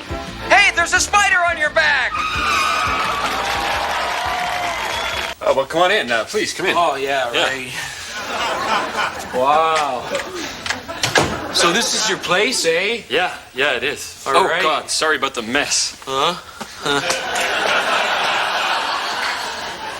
Yeah. I heard it's pretty expensive to live in Toronto, eh? Yeah, but the human cost is even higher. So, would you like a beer? All right. Now you're talking my language. All right, buddy. So, listen, did you enjoy the hockey game? Yeah, I thought it was pretty good, right? Yeah, I thought everyone, did their parts well. Right. Oh, you know what, Leslie? You missed a great fight when you went to the can, eh? Oh, really? Yeah, Lemieux took Clark into the boards, right? Wrong move, eh? Insanity. Yeah, exactly, right? You know, Clark comes up, he's crazy, right? Starts wailing on Lemieux's head, right?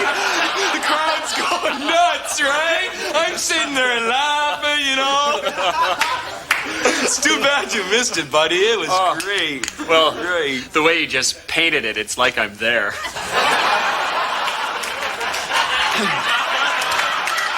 Anyway, I think I'm gonna go change. Do you need to change or anything? Hey, I'm okay, yeah? All right, okay. Hey, I'm casual, right?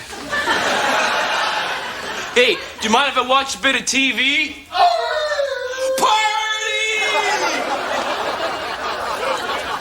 It's starting to clear up a little bit in Prince Rupert on the coast, but still rain. Prairies, for the most part, we see some nice clear spots. But we're seeing cloud moving into Alberta. There we go.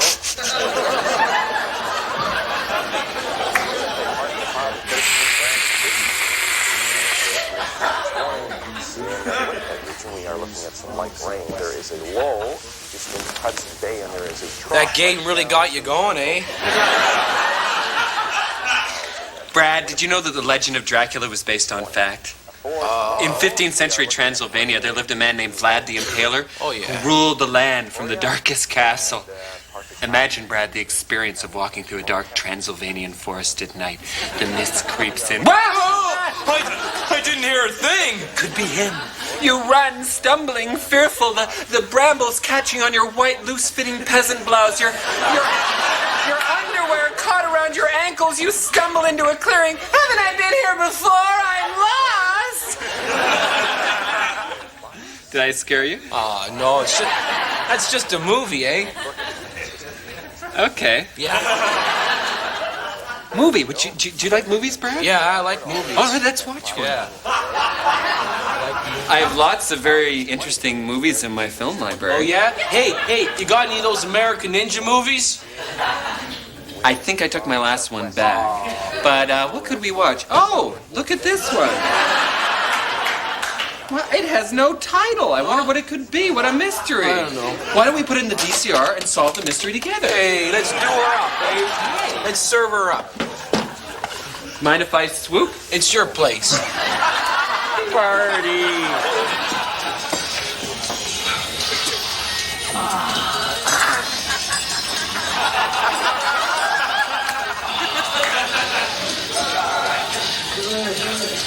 It's porno.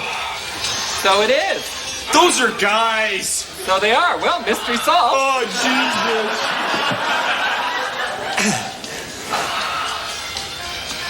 I like this one. It makes me hot. How about you?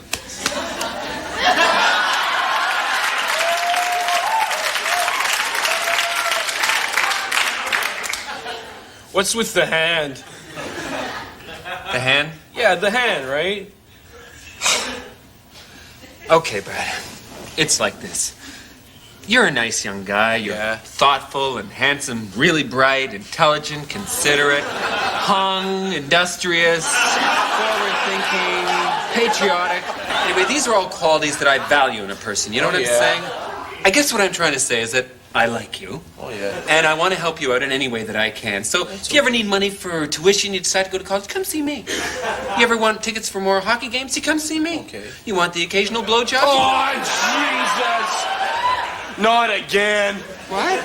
Every time I come to the city, some guy picks me up at the bus station, takes me to a Leaf game, gets me pissed, and then tries to blow me. Why can't people like me for me? Gee, Brad, I'm sorry. I didn't know about your past. I do like you for you. Yeah, right. But as far as I can see, that's no reason to break with that little tradition you got going. I'm not queer. Oh, no, of course not. No, of course you're not queer. But why don't you have a couple of drinks and see if you can put the bi back in bisexual? I'm gonna need a lot of beer. I keep a chilled keg in my bedroom. Oh, Jesus! Look, I don't do nothing. You come, don't you? Yeah? Great. This way. Great. Brad, What? when you speak of this, and I know you will, be kind. Yeah, right. I ain't telling no one. Deal sure with everyone.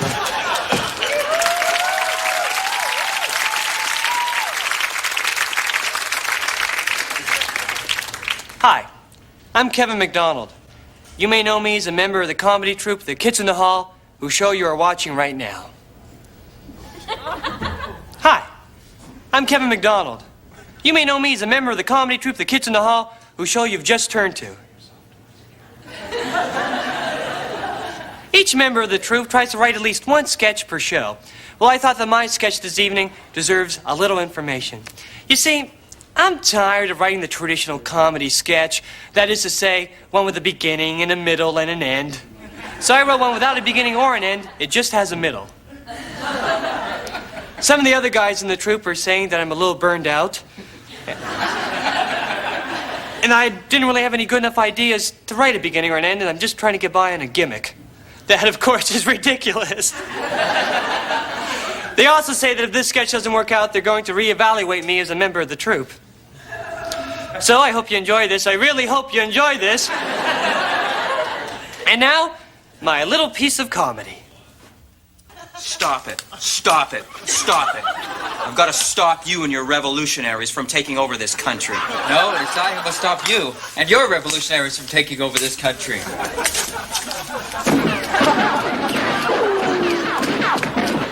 Hell, both of you stop it. Don't you guys remember what happened last time? That's right. You should be sick. Oh! Morning, Mr. Mayor. How are you, anyway? Good to see you back. I thought you weren't coming back till Tuesday. That's what I thought. Because that's what I heard. Well, that was my sketch, or the middle of it anyway.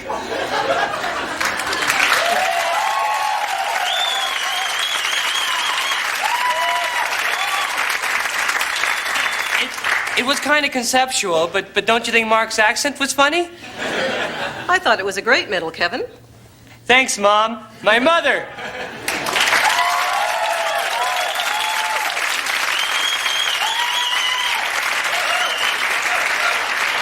Of course, she's the woman that I support. Well, not financially, but spiritually. And of course, if I was out of the troupe for any reason, I would find it hard to give her the kind of moral support that I like to give her. I need to work to be happy. So if I'm not in the show next week, after the troupe reevaluates me, I would just like to thank the kids in the hall for giving me a chance to fail, which is all I asked and all I did. So, Mom, what time's your operation? What operation?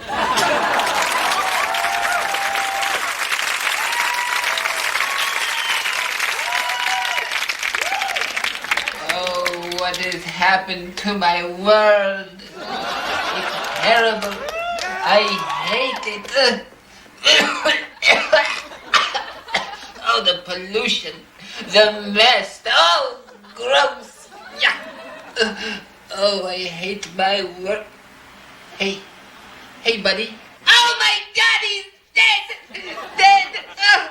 Oh, the misery of finger existence. To jump or not to be? That is the question. Right in the middle of the second act. Wouldn't you know? Very good.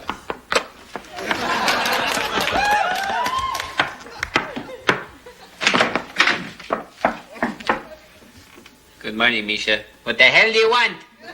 I don't have enough money to pay for this cab. No, not this again. I don't have enough money to pay for this cab. Sit. Continuing with Act 2. Oh, you seem so sad, my friend. Why the... I don't have enough money to pay for this cab. All right, that's it. I'm fed up with you. I invite you into my house. to put on a play for you, and you interrupt me? What kind of... I'm crushing your head. I'm crushing it happily. I crush your head.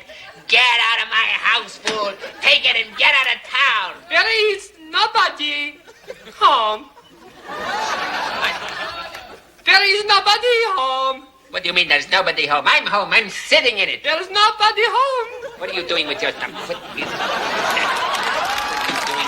your... Stop that. Making me angry. Stop it. Stop it. Stop it. What are you doing? I see.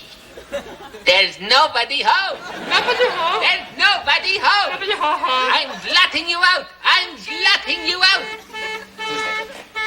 Stay there, nobody. Stay there. What is it? I want to talk to the lady who went inside. Why? She didn't pay me. So what do you want me to do about it, Mr. Guy? I want my money. Right, Mom?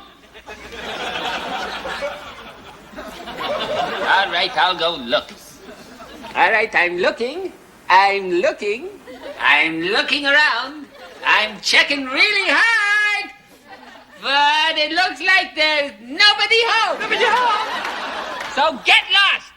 I'm going to call the cops. Let me talk to your mom. Ma'am, I'm crushing your head, you wrinkly old baglax. And here's one for you, you cabby. Crush, crush, go suck on the eatable teeth, you wimpy, flat-headed mama's boy. Crush, go, run, flee.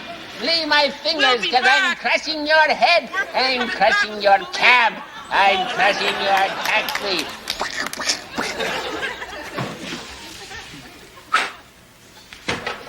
Now, where were we? Oh, yes, if I recall, there was nobody home. There's nobody home. That's right. And you know, if we do this for a month, we live here rent-free.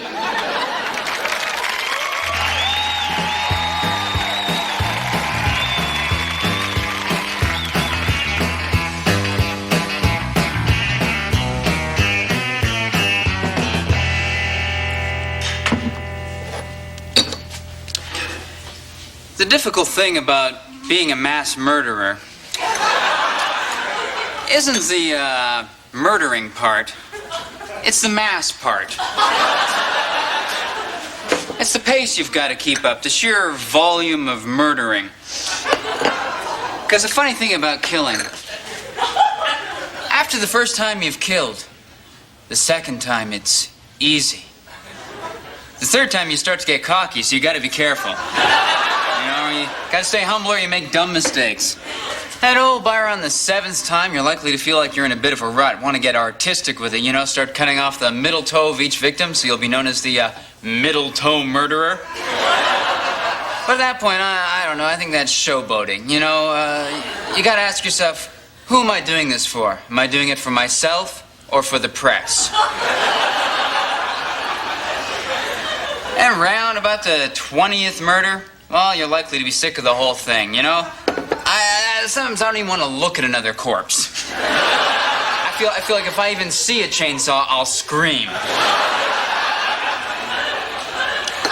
It's like what happened the other day. I had just finished ending a human life in a senseless act of violence when I run into this old friend of mine from high school, and he says, "Hey, what you been doing?" And I think to myself, what have I been doing? What am I doing with my life? Where is this leading? Am I going to be doing this at 50? Sometimes I think I really should go back to college.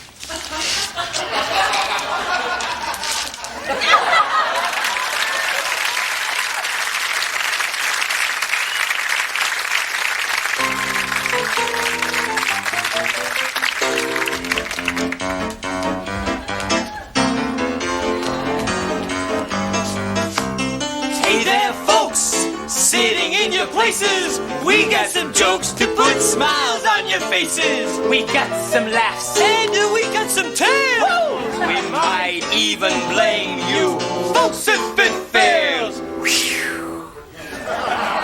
Oh, Mr. K. Oh, Mr. B. Oh, Mr. K. Oh, Mr. B. We got a story.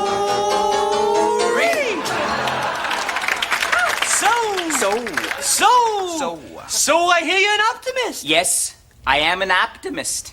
Tell me, what's the difference between an optimist and a pessimist? An optimist says the drink is half full. A pessimist says the drink is half full, but I might have bowel cancer.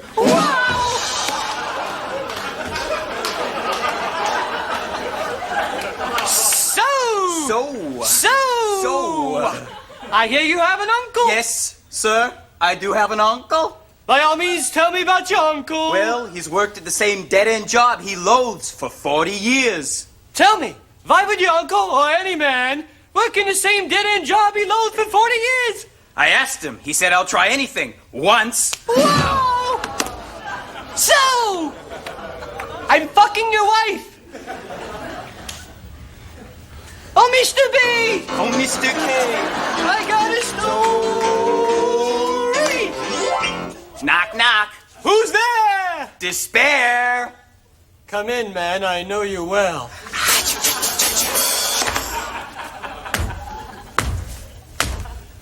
I looked in the mirror the other day, and I noticed another gray hair and another line running down the middle of my face.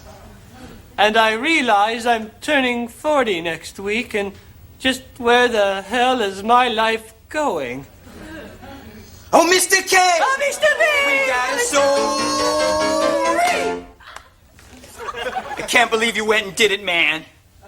I can't believe you went and gave Charisse the money for an abortion. It was my baby. I should have been consulted. Where were you when we needed you? I was out getting my head together. You know me, man. I loved you once. You betrayed me. We got a story.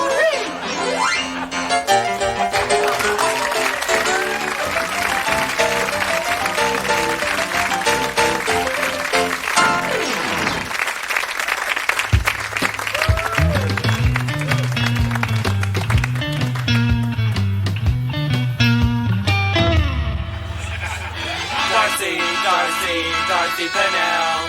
She makes the whole city feel real swell. Darcy Pennell. She makes your life a lot less hell. Darcy! Why aren't you speaking? Your lips are moving, but you're not speaking. What? Welcome to the Darcy Pennell Show. I'm Darcy Pennell. Hi. How you doing? Today we're going to take a look at the world of high fashion. I'd like to welcome our guest, internationally renowned fashion designer, Christian Renoir. Christian Renoir. Christian Renoir. No, Christian Renoir. Christian Renoir. Christian Renoir. Christian Renoir.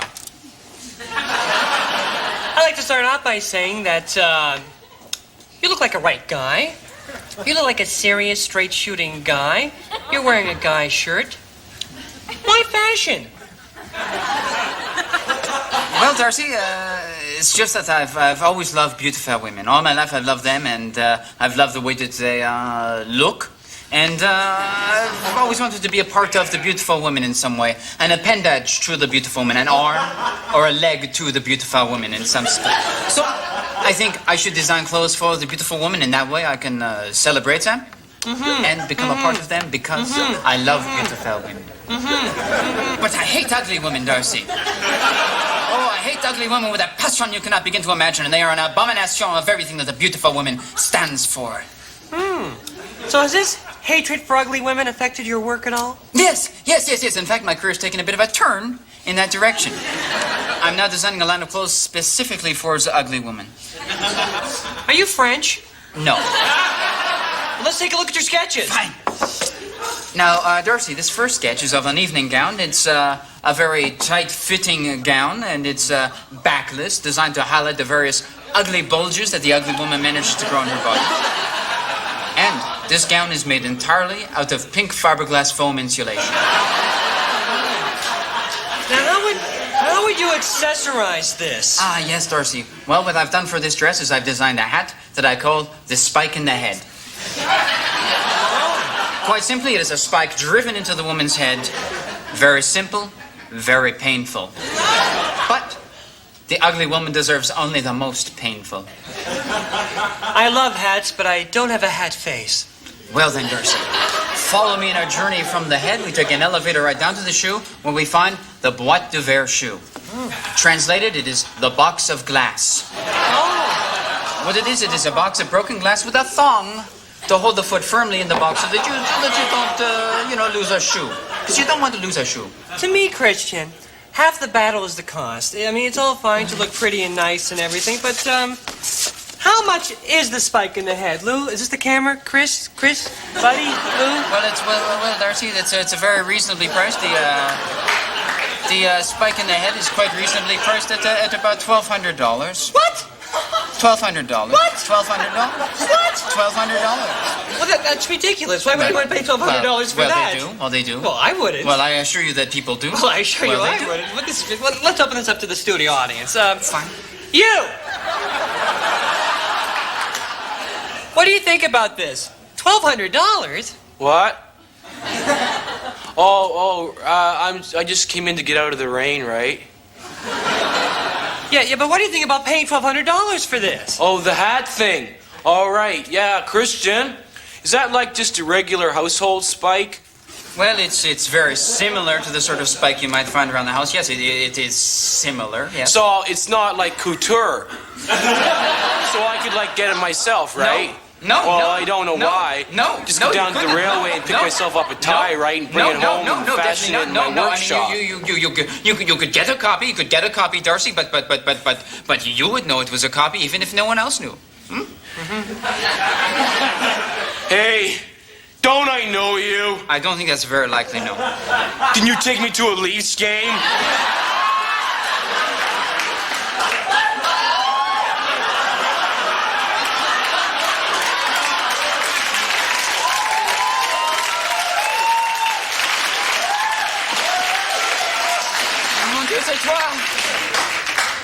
You owe me $50, you faux French fag. Hey, none of my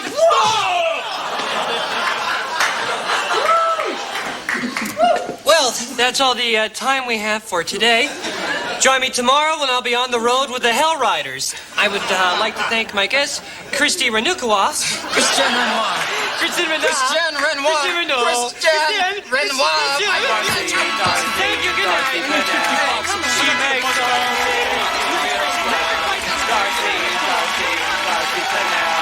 She makes your life a lovely hell. Darcy! Let it out. 14 years, Brett. Oh, I know, Barbara. 14 years. 14 years, I feel like such a failure. I know, but look, he never really gave you your space now, did he? No, I guess not, but I suppose I never really asked for it, did I? No, you didn't. More tea? I'd love a cup. Okay. Come on. So, Barbara, when are you going to tell little Shawnee? Well, I have a plan. Yeah? I was going to tell him on Monday. I was going to take him out to the zoo, and then out to a video arcade, and then out to see a movie, and then for lunch at McDonald's, and then out to another movie. Cool. Stop right there. You're going to have to tell him right away. Oh, I can't. You've got to. Here he comes. Shh. Hi, his friend. Hi, Sean. Sean, sit down. Your mom's got something she'd like to discuss with you. Oh? Okay? I'll get you a glass of milk, okay? Okay. Yeah. What is it, Mommy? Well, Shawnee, Mommy's got something she'd like to discuss with you. And, Fran, would you get back in here, please? I'm coming. Jeez. Okay, where do I begin? Begin at the beginning, okay? Oh, yeah. Come on. Okay, Shawnee, you may not have noticed, but Mommy hasn't been very happy lately. Is Mommy gonna leave us? Oh, no, Shawnee, bless your heart. Come here to your aunt. Shawnee, bless your heart. Mommy's not. Barbara, your youngest is so young. Aren't they? Yeah. Okay. No, there's just going to be some changes around the house. Changes, sort of like a spring cleaning, huh? Yeah. Oh, you like spring, don't you? Get to run around with all the kids in your bare feet drinking lemonade. What kind of changes, Mommy? Well, just a couple of changes, and Mommy wanted you to know about them so that you wouldn't be confused when they happen. Yeah. Okay? Okay. Okay, now first of all, The changes are happening today. Today! And that's Friday. And you like Friday, don't you? Because that's the weekend. You get to run around with all your friends in bare feet, drinking lemonade. Frank, would you shut up for a damn minute? I'm trying to talk to my child here. Well, I'm sure I'm sorry. Well, I'm sure you are. Go on. Anyway, the first change that you may notice is that Mommy's decided to change her hair color. That's what this is all about, okay? And Mommy wanted you to know that it's the same Mommy, only with a different hair color, okay? Mommy's changing her hair color? Yeah. Well, that's okay, I guess. Okay, good. That's good. And, secondly, after today, your father won't be living with us anymore. Daddy's leaving us? Yes, your father's leaving us. Is it because you changed your hair color? Oh, God, I need some more tea. Well, Shawnee, there's a lot of reasons why Mommy and Daddy aren't going to stay together, but I think the important thing for you to know is that he loves you. It's time. What? Time for the unveiling. Oh, time for the unveiling. Let's do it. Oh, all right. Wait. Oh, some good news. We'll talk about the other stuff later. Here we go. Okay.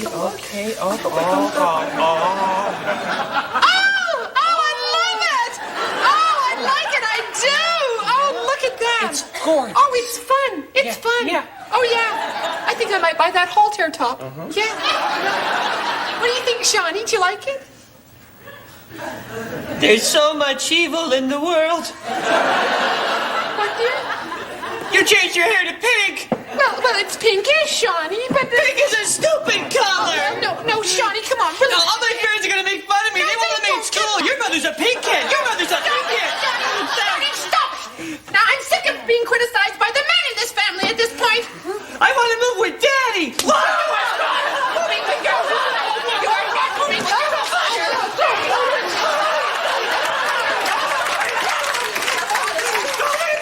Don't hit me again. Oh, no, Daddy, Mommy's not going to hit you. Oh, Mommy, sorry, Johnny. I'm sorry too, Mommy. Oh, Mommy, sorry. Mommy, you'll never hit you again. Does that mean you're going to change your hair back to normal?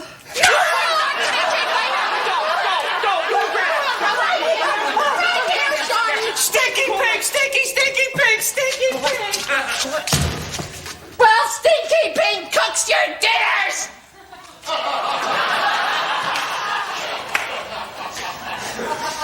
Well, I thought that went okay. I thought you did fine. Oh, good. Let's have some more tea.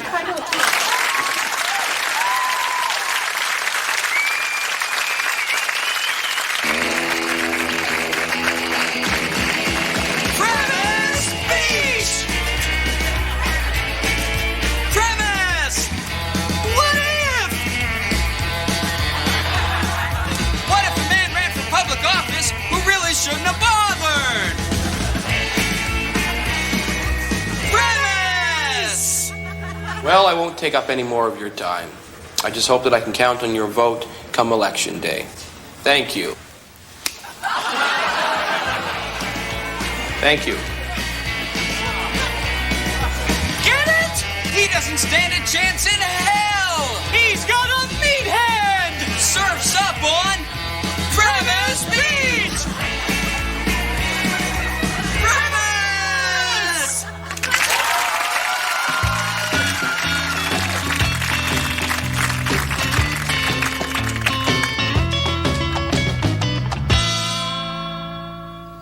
The biggest crouton I ever saw was this big. It took 3 guys to lift. So if you and your friend wanted to lift up this crouton, you'd still need another guy. That's how big the crouton was. The guy who owned it kept it in a shed wrapped in velvet. And if you wanted to see it, he'd take you there, but it cost you $15 cash down. And you had to be drunk. Drunk so you wouldn't know where he kept the crouton. They called him Old Darryl, even though he was only 18 years old. It's one of those names folks hoped he'd grow into. Sort of like Hank, you know. And Old Darryl loved this crouton so much that it worried his girlfriend, Hazel, a name that no one ever grows into. And one day she said, "You know, Old Darryl, I think you love that old crouton more than me." "Well, there's the door," he said. And at that, he motioned at a large hole in the wall that he intended to build a door into as soon as he got some tools. So, the fight ended in a compromise. He decided to buy her a humidifier. And as fate would have it, as they were out that night, some kids, I guess about your ages, your sizes, smells, hair color, and ethnocentric background, were out in the midst of a Rango-tangled devil-may-care spree, and they happened upon the Crouton Shack. They broke right in. They claimed they were looking for Mother's Day gifts. But I don't believe that. Because as soon as they saw that crouton, they had their little Swiss Army knives poised and started hacking away at that beautiful crouton just to garnish their selfish salads. And then they skedaddled as mysteriously as they came. They were kids a lot like you. And by the time old Darrell came home with the humidifier under his right arm, that crouton, once mighty and towering, was now the size of, say, a Rubik's Cube. And if you had been there in the middle of that Monday night, you might have heard the sound of crying. Male crying, the rarest kind.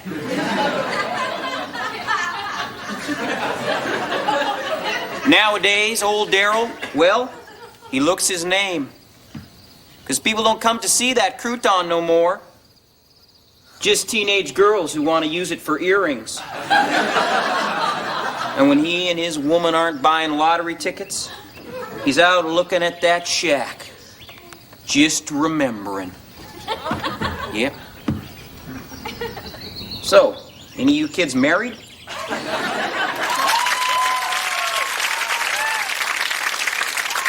The next pole vaulter up is Minnesota's own Martin Bloomdale. He's not the highest rated pole vaulter here on the U.S. team, but we're sure, like all our athletes here at the Olympiad, he'll do America proud, and I think he's ready to go now.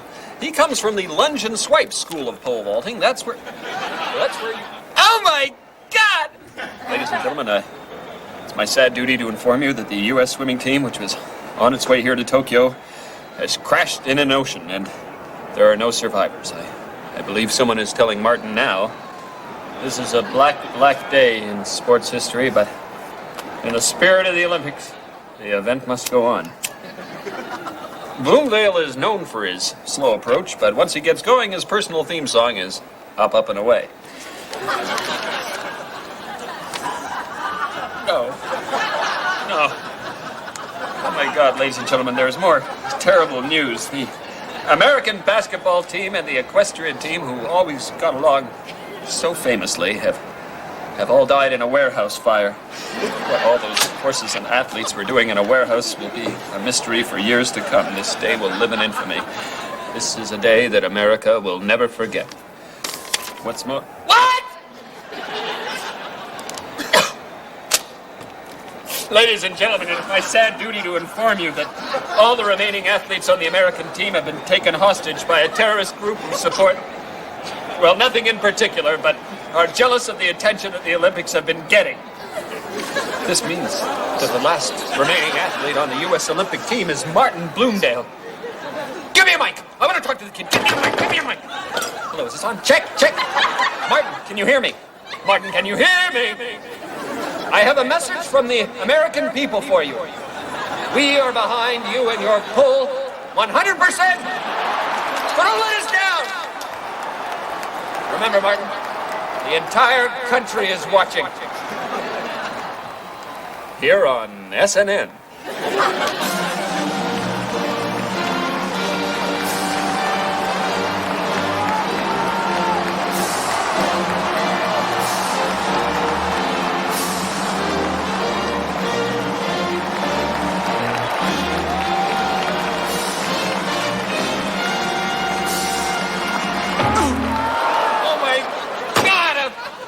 Olympic history. Oh, and the very last American athlete is down, hit by a shot put. And on the plus side, Thorgy Hatton of Finland has a new world shot put record. Today, America is in mourning, but Finland is applauding and cheering. Thank you, Finland. I love you. This is Jazzy Jeff Wharton signing off from the Olympics.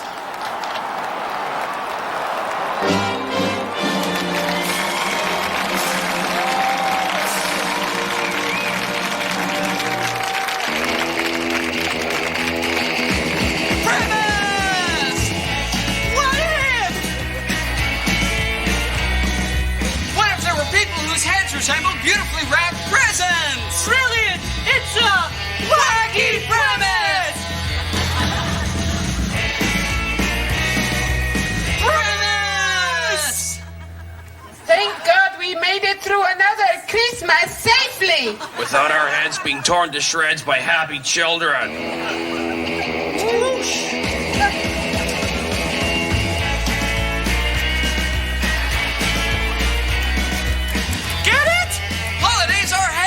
When you're a gifted premise! What if a restaurant had an unusual claim to fame? Premise! Well, this is the place I've been telling you about. Yeah, it's really nice. So, what do you eat when you come here? Well, I tell you, if you're gonna eat here, you've got to try the shitty soup. Shitty soup? Oh yeah, everyone who comes here has the shitty soup. Doesn't sound that great. Oh, it's not. It's awful. That's why they call it shitty. Oh. So you in? Of course. Let's have 2 shitty soups. Great. Yeah, that's only the appetizer. What do you have for the entree? I'm telling you, after you've had this soup, you're not going to want a main course. In fact, this soup is so vile, it will dominate your palate for the next 7 months. You may never want to eat again. Well, good evening. Hi. Welcome. Welcome to Maureen's Cuisine. Thank you. So, are you ready to order? Yes. Oh, super. We would like 2 shitty soups. 2 shitty soups. Anything else with the shitty soup? Just water? Just water. Sure, Nothing yeah, else to drink? Tea, sangria, cola, fruit juice, seltzer, spritzer? No, just 2 shitty soups and Just 2 shitty water. soups. Okay, and water. Anything to drink afterwards? Coffee, lean 2 cake? shitty soups, please. Just 2 shitty soups. Yes, please. Yeah. Well, that's all it'll be then, won't it? Yeah. Okay. 2 shitty soups coming up. Thanks. What an awful waiter. What an awful actor. I mean, he really padded his part. I mean, in rehearsal, he had 2 lines. I know, he's just supposed to recommend the duck. And why is he playing it so gay? I don't know, but I'll tell you one thing. He'll pay for it in his tip. Choo-choo, here comes the soup train. Here's a little caboose of soup for you, and a little engine of soup for you. Great, thanks. Okay, super. So enjoy the soup. Yeah, okay. Okay, I'll then. be over there. Yeah, all right. Boy. Well, tuck in.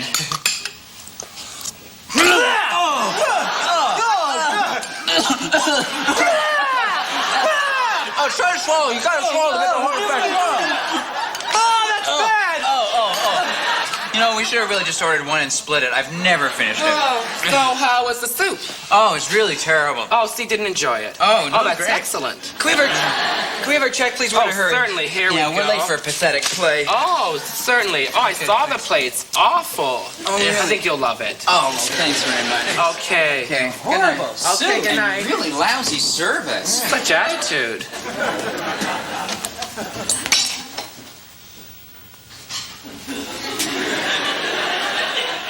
I'm not really a waiter. I'm actually actor-comedian Scott Thompson.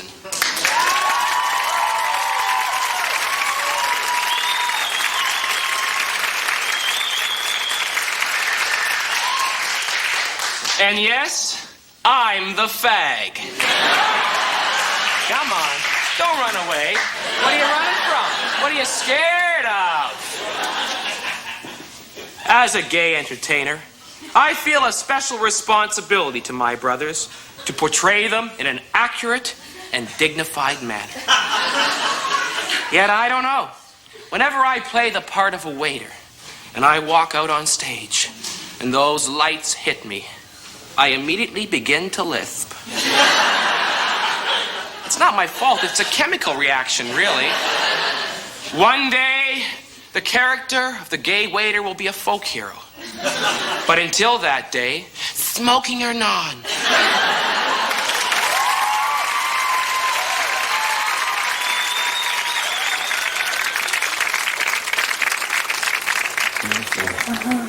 Wow, this one doesn't have any apples either. You know, you're so perceptive. Miriam was fast becoming my favorite girlfriend. I used to say to myself, John, pay attention. This girl has it all. Only for once, this one did. She had natural beauty. I never wear makeup. I never learned how. She was really bright. Not bright in the way that I guess doctors or lawyers are meant to be bright, but more in the way that someone who's turned on by intelligence is bright.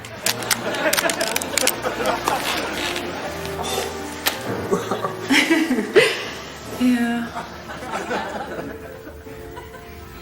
I really fell for her. Miriam, I thought, you're perfection. I dreamed I saw Joe Hill last night, alive as you or me. That's what made the change so painful. We both seemed to get timid or something at the same time. Some awful cancer descended on us before we could consolidate our love. So your brother has been rowing how long now? About 5 years now. Wow, 5 years. Fine. But he doesn't row competitively. No, not really. I just knew that the comfort was gone, and that we had become strange with each other.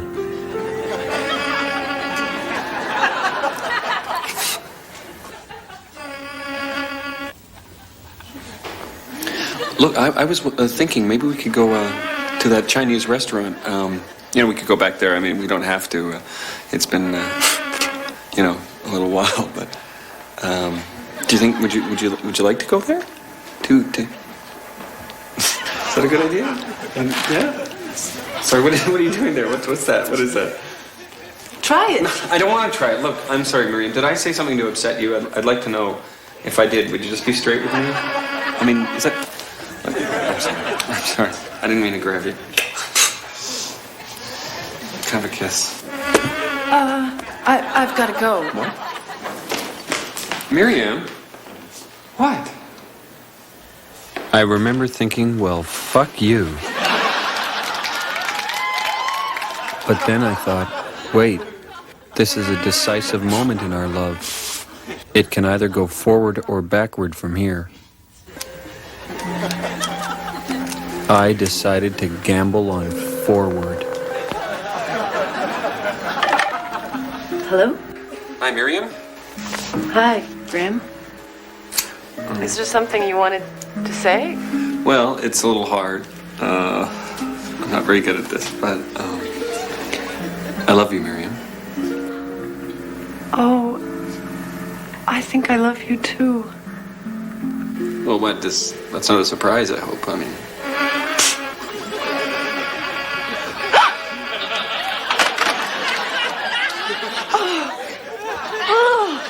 Miriam? Bitch! I gave up on her. There are some things you've just got to be philosophical about. So I spelt the end of our affair Philosophy. She wrote me letters, but I didn't even bother to read them. I really don't care why we broke up. Though if I ask myself, I think she was probably scared of me sexually. And I think that's what did us in.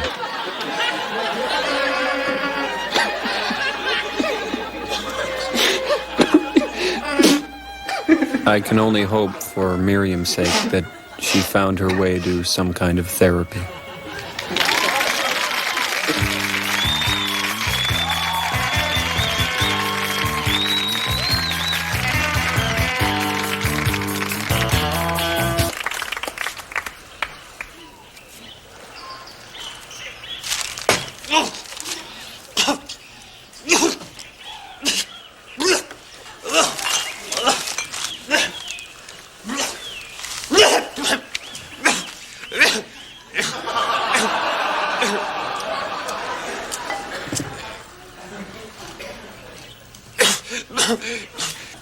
Brother, why are you always sleeping?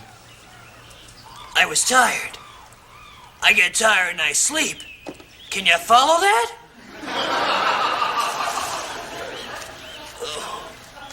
Did you finish building the fence? Do you see a fence? No.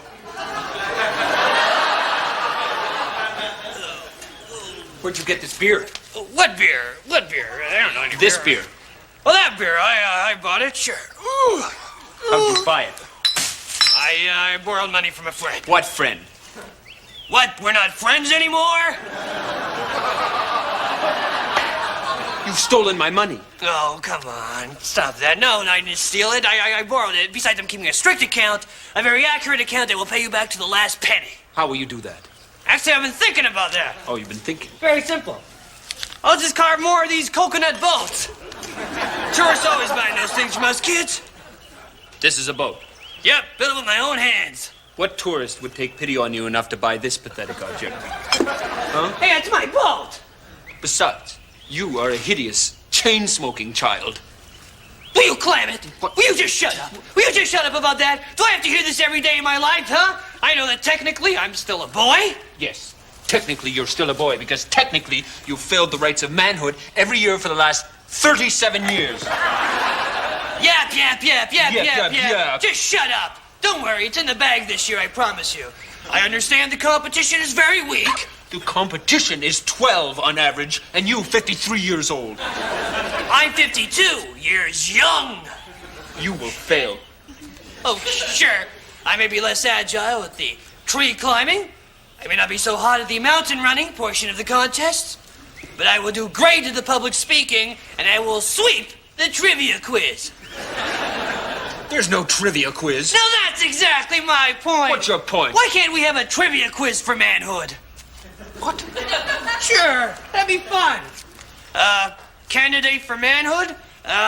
Name the best actor in 1982. Willow Wise one? It was Ben Kingsley for Gandhi. Winner of 7 Oscars in total. Yes, hell, I'd be chief. But no, on this island we have to go hunting for the great white shark. We have to go searching for the great white shark. Shut up, you pathetic fish head. You know, sometimes I look at you and I have to wonder just what the hell are our priorities on this island? I'll tell you what the priorities are. I'll tell you. What? They're to hunt, and to fish, and to procreate with women, which is something you will never know. Whoa, they're a second brother. Now, I might be a boy, but when it comes to women, sometimes I'm a bad boy. That is forbidden, you. Oh, it's forbidden, yes, huh? Yes, it's forbidden. So spank me. Oh. Come on, spank I'd me. like to spank Get you. the elders, come and spank this I will ass. get I'd like to them. see you spank this ass. You haven't got the guts. How do you know? I bet you're still a virgin, too.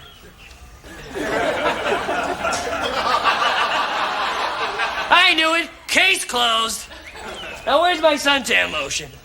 Ah, there it is. Wait a sec. What do you need with suntan lotion? You're a native. Yes, but psychologically, I'm a tourist. You're useless. Yeah, I'm Dennis the Menace, right? And you're like a stuck record. And speaking of monotony, are you and the boys going out fishing today? The men of this village fish every day. I know, I just thought this says Pagoo got eaten by the shark. What? Oh, you didn't hear? Oh, yeah, Pagoo got eaten by a great white this morning. It's not Pagoo the Brave. Oh, yeah, they brought back Mr. Brave in a little paper bag, I'll tell you that. In fact, isn't that his hand mounted on his widow's hut? Oh, my. Personally, I think it's tacky, but if she likes it... We are still masters of the shark, don't you worry. Oh, yeah, I can see that.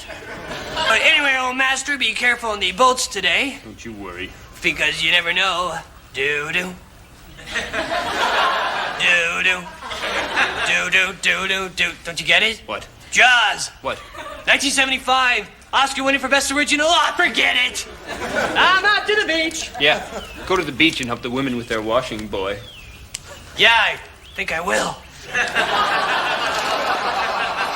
I wish they all could be California. Hey, Mona, how's it hanging, baby? Mona, it's me, Sabu Dvorsky. I live in the second hand.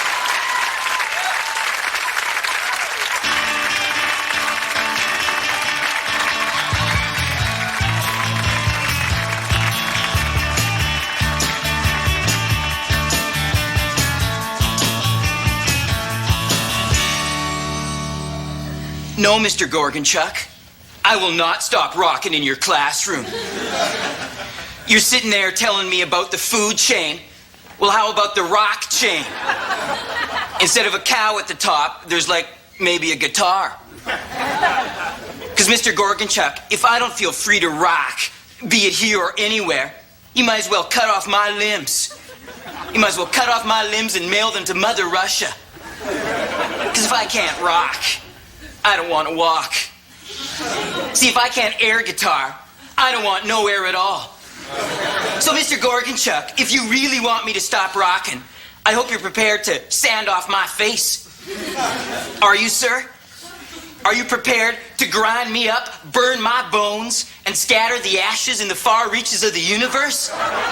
Because that's what it's gonna take, sir. You and I are mortal, but rock and roll will never die. Now that's just where you're wrong, Bobby. Recent studies show that rock and roll is in fact dying. What? Popular music has been on the wane since 1974, the year of the first Bad Company release. I have that album. Of course you do, Bob. You see, poor live performances by the likes of Chuck Berry and even Jerry Lee Lewis are destroying the music that they allege to celebrate. And tests show that a Beach Boys concert is a very sad thing. This, coupled with the growing interest in ethnic music, has undermined the support base of the music that you and your friends love. What? Let's see if I can't put this into terms you'll understand. Say you had 12 beer. Oh, okay, all right. All right. Now, let's say that 4 of those beer represent the Pogues. Another 6 represent the Gypsy Kings, and 1 beer is shared by the Chieftains and Ladysmith Black Mambaza.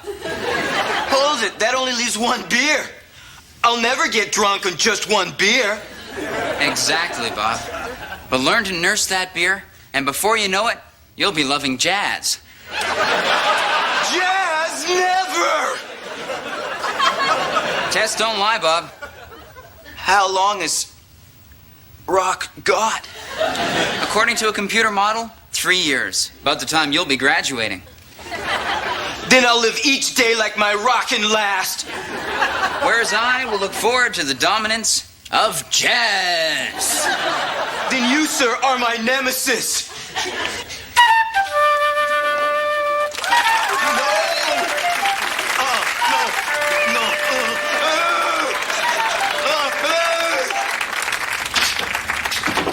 Come on in.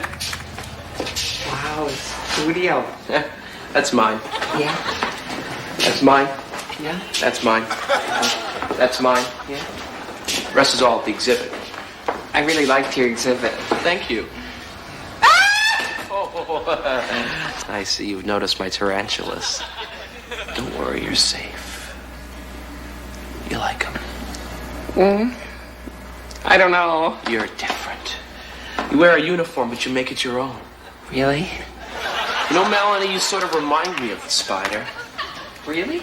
Yeah, I mean that in a good way, spiritually. The light in your eye, the ethereal quality to your hair, your silvery smile. Spiders have personalities, you know. You just have to be very open to it, very aware. Shut up! Shut up! Very, very, very psychic. Psychic? I think I'm psychic. I knew he was gonna say that. Fred? Yes? Yeah, John? What is he up to? What's he up to? He's hitting on another teenage girl. That's what he's up to. Herbert.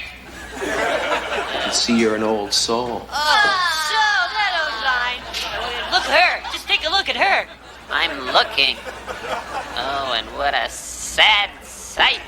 Well, you would hate my lifestyle. She's only 15. You think it's That's it. bizarre. I'm going for his neck. My Go, painting man, is go. I really like your painting. Thank you. I also act. So I guess that makes me an actor, painter, poet. Wow, that's so great. But I hate labels. Let's look at your work. Come on. Fred, look out for her feet.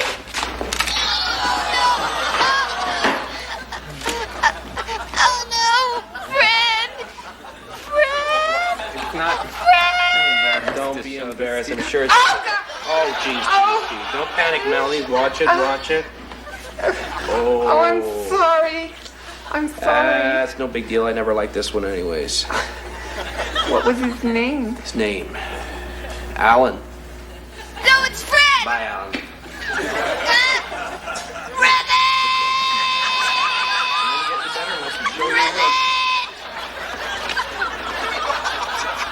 Ooh. Now this is very interesting. Very mature. You know, Melanie, you're painting at the level of a 23-year-old. You think it's good? Good? What is good? Finchy? Push! Heave! I mean, don't let yourself be put in a cage. Like jail? No, not like jail. I mean, don't let yourself be hemmed in by words like good or bad or rich or poor or virgin or slut. Must kill! You know, your chair study reminds me of erotic Japanese lithographs. I have a book of them I'd love to show you. Sure. Come on. Here we go.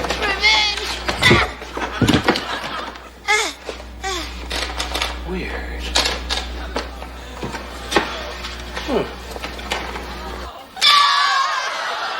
Isn't that weird, huh? Come on.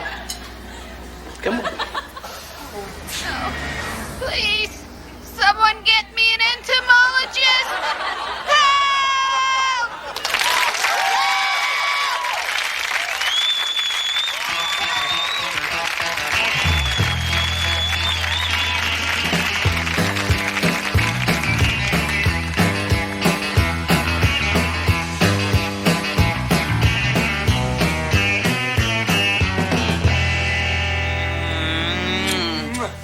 Bye. Miss you. Yeah, have a great time in Mexico. Behave yourselves. We'll behave.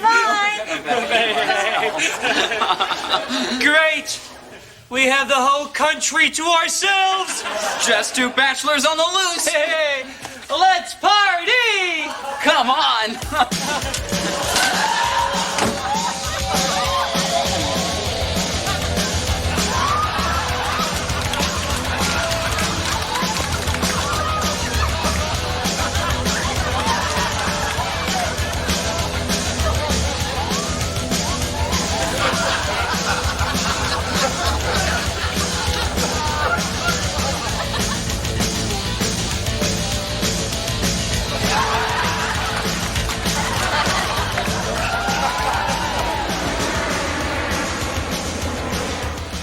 Oh,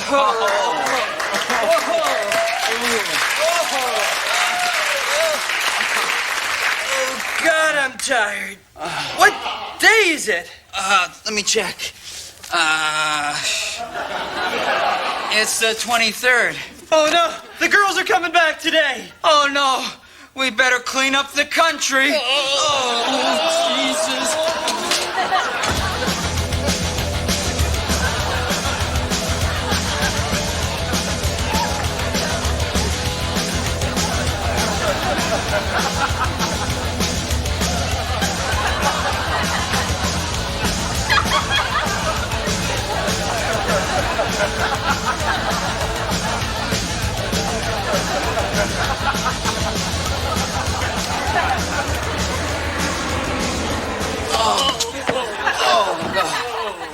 Oh, great.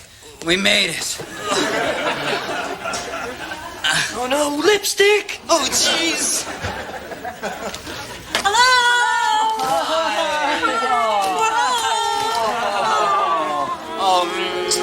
Did you miss us? Oh, sure we missed you. Of course we missed you. It's great to be back. Oh. I know. Let's celebrate. Let's go dancing.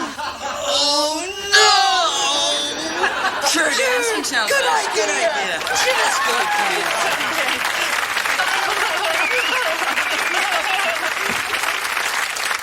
Hey, Mom, Dad, Doctor, I want my foreskin back.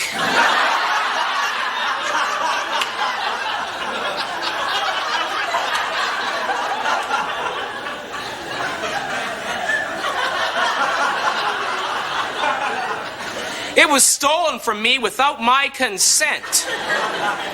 They say you lose 70% of sensation in the head of the penis after circumcision.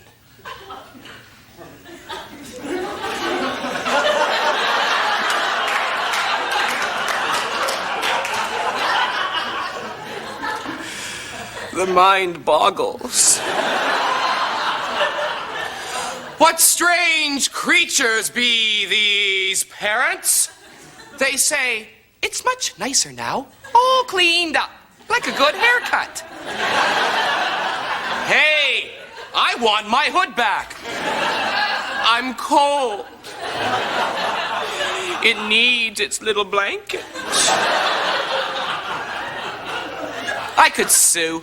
I know I could sue, but what would be the point? It won't change anything. I'll always be mutilated. Another North American loser with an exposed head. So, I wear turtlenecks.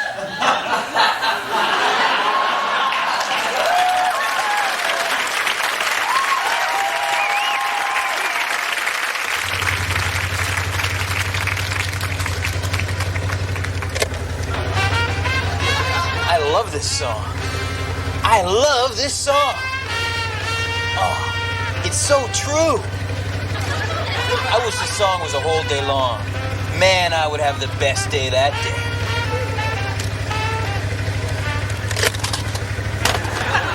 I just can't listen to it while I drive. It's that good. Yep. Favorite song in my car? Life's a pretty sweet fruit.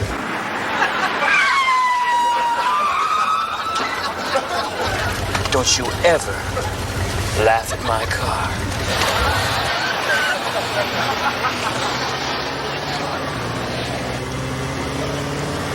So, what do you think I paid for?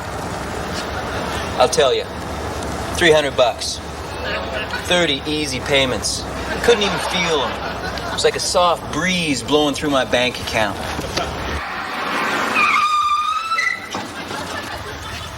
Who am I kidding? $36 a month almost killed me.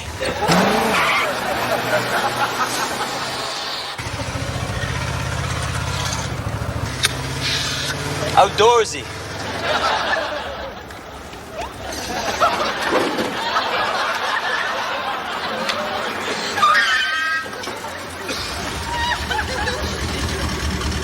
Not a word.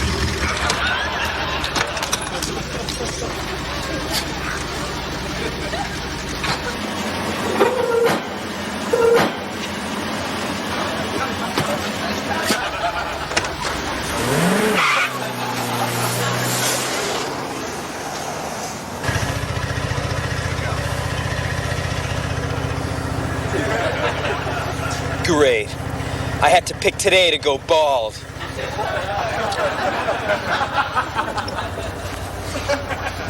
I knew it would happen.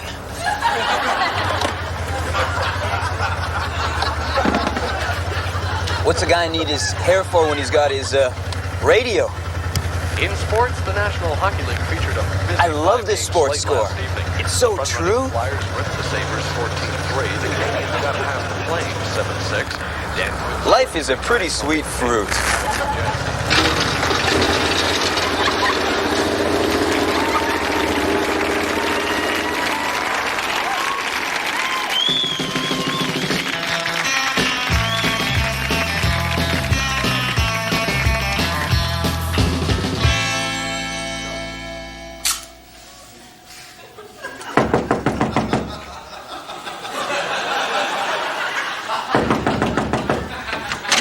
Sir, I need to talk to you. What is it? Well, it appears that we have a problem. No. Yes? I'm afraid we do. Now, let's not beat around the bush. Okay, what is it? Well, it concerns you. Oh. And someone you hired. Oh, no. Yes, and people are talking and things are happening, sir. What things? Bad things. Oh, no. Oh. Sir, this is something that we have got to face head on. Okay, what is it? Well, do you remember that girl that you hired? No. The French girl? No. From accounting? No. Monique? Yeah. Well, It appears that Monique has been burning things. Oh, what things? Big things. Oh, how big? Cars, buildings, branch plants. Oh, why does she do that? Because she's a pyromaniac. And, sir, you hired her. Oh, well, so what if I did? Everyone likes a fire, and it's Christmas. Sir, we can't afford to employ an arsonist. We're an insurance company. I don't care. Well, you should care because people are getting worried. Oh, well, people shouldn't worry. I'm fine. They're not worried about you. Oh, well, why are they worried? Flames, fire, death. Go figure. Oh. Hello?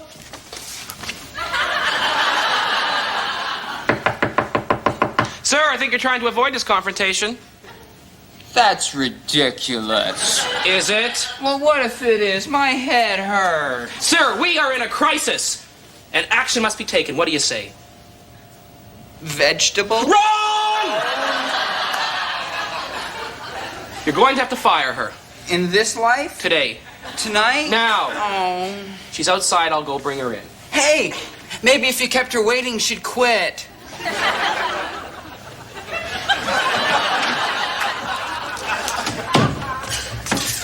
Taxi! Sir. Bonjour, Monique. Bonjour, monsieur.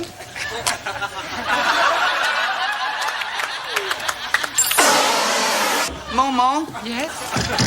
Do you like it here? Oh, yes. Everyone is so flammable. Oh, great. Well, that's great. Well, you just keep up the good work, and I'm sorry that I had to interrupt your day like this. Oh, no problem. I hope I didn't take you. Misha! Sir. Martha! All right.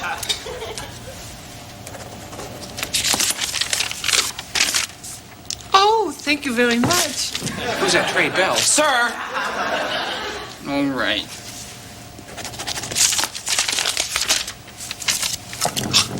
You can't fire me. I'm from France. She's got a point. What point? Well, how would I know?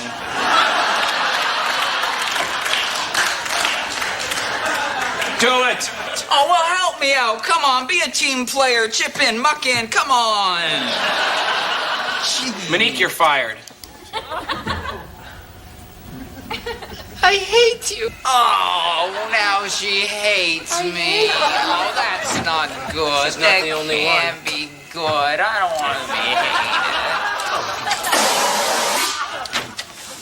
hated. Well, I hope you're happy. You're pathetic. Am I? Yes. No, I'm not. Yes, you are. Okay, well, big deal.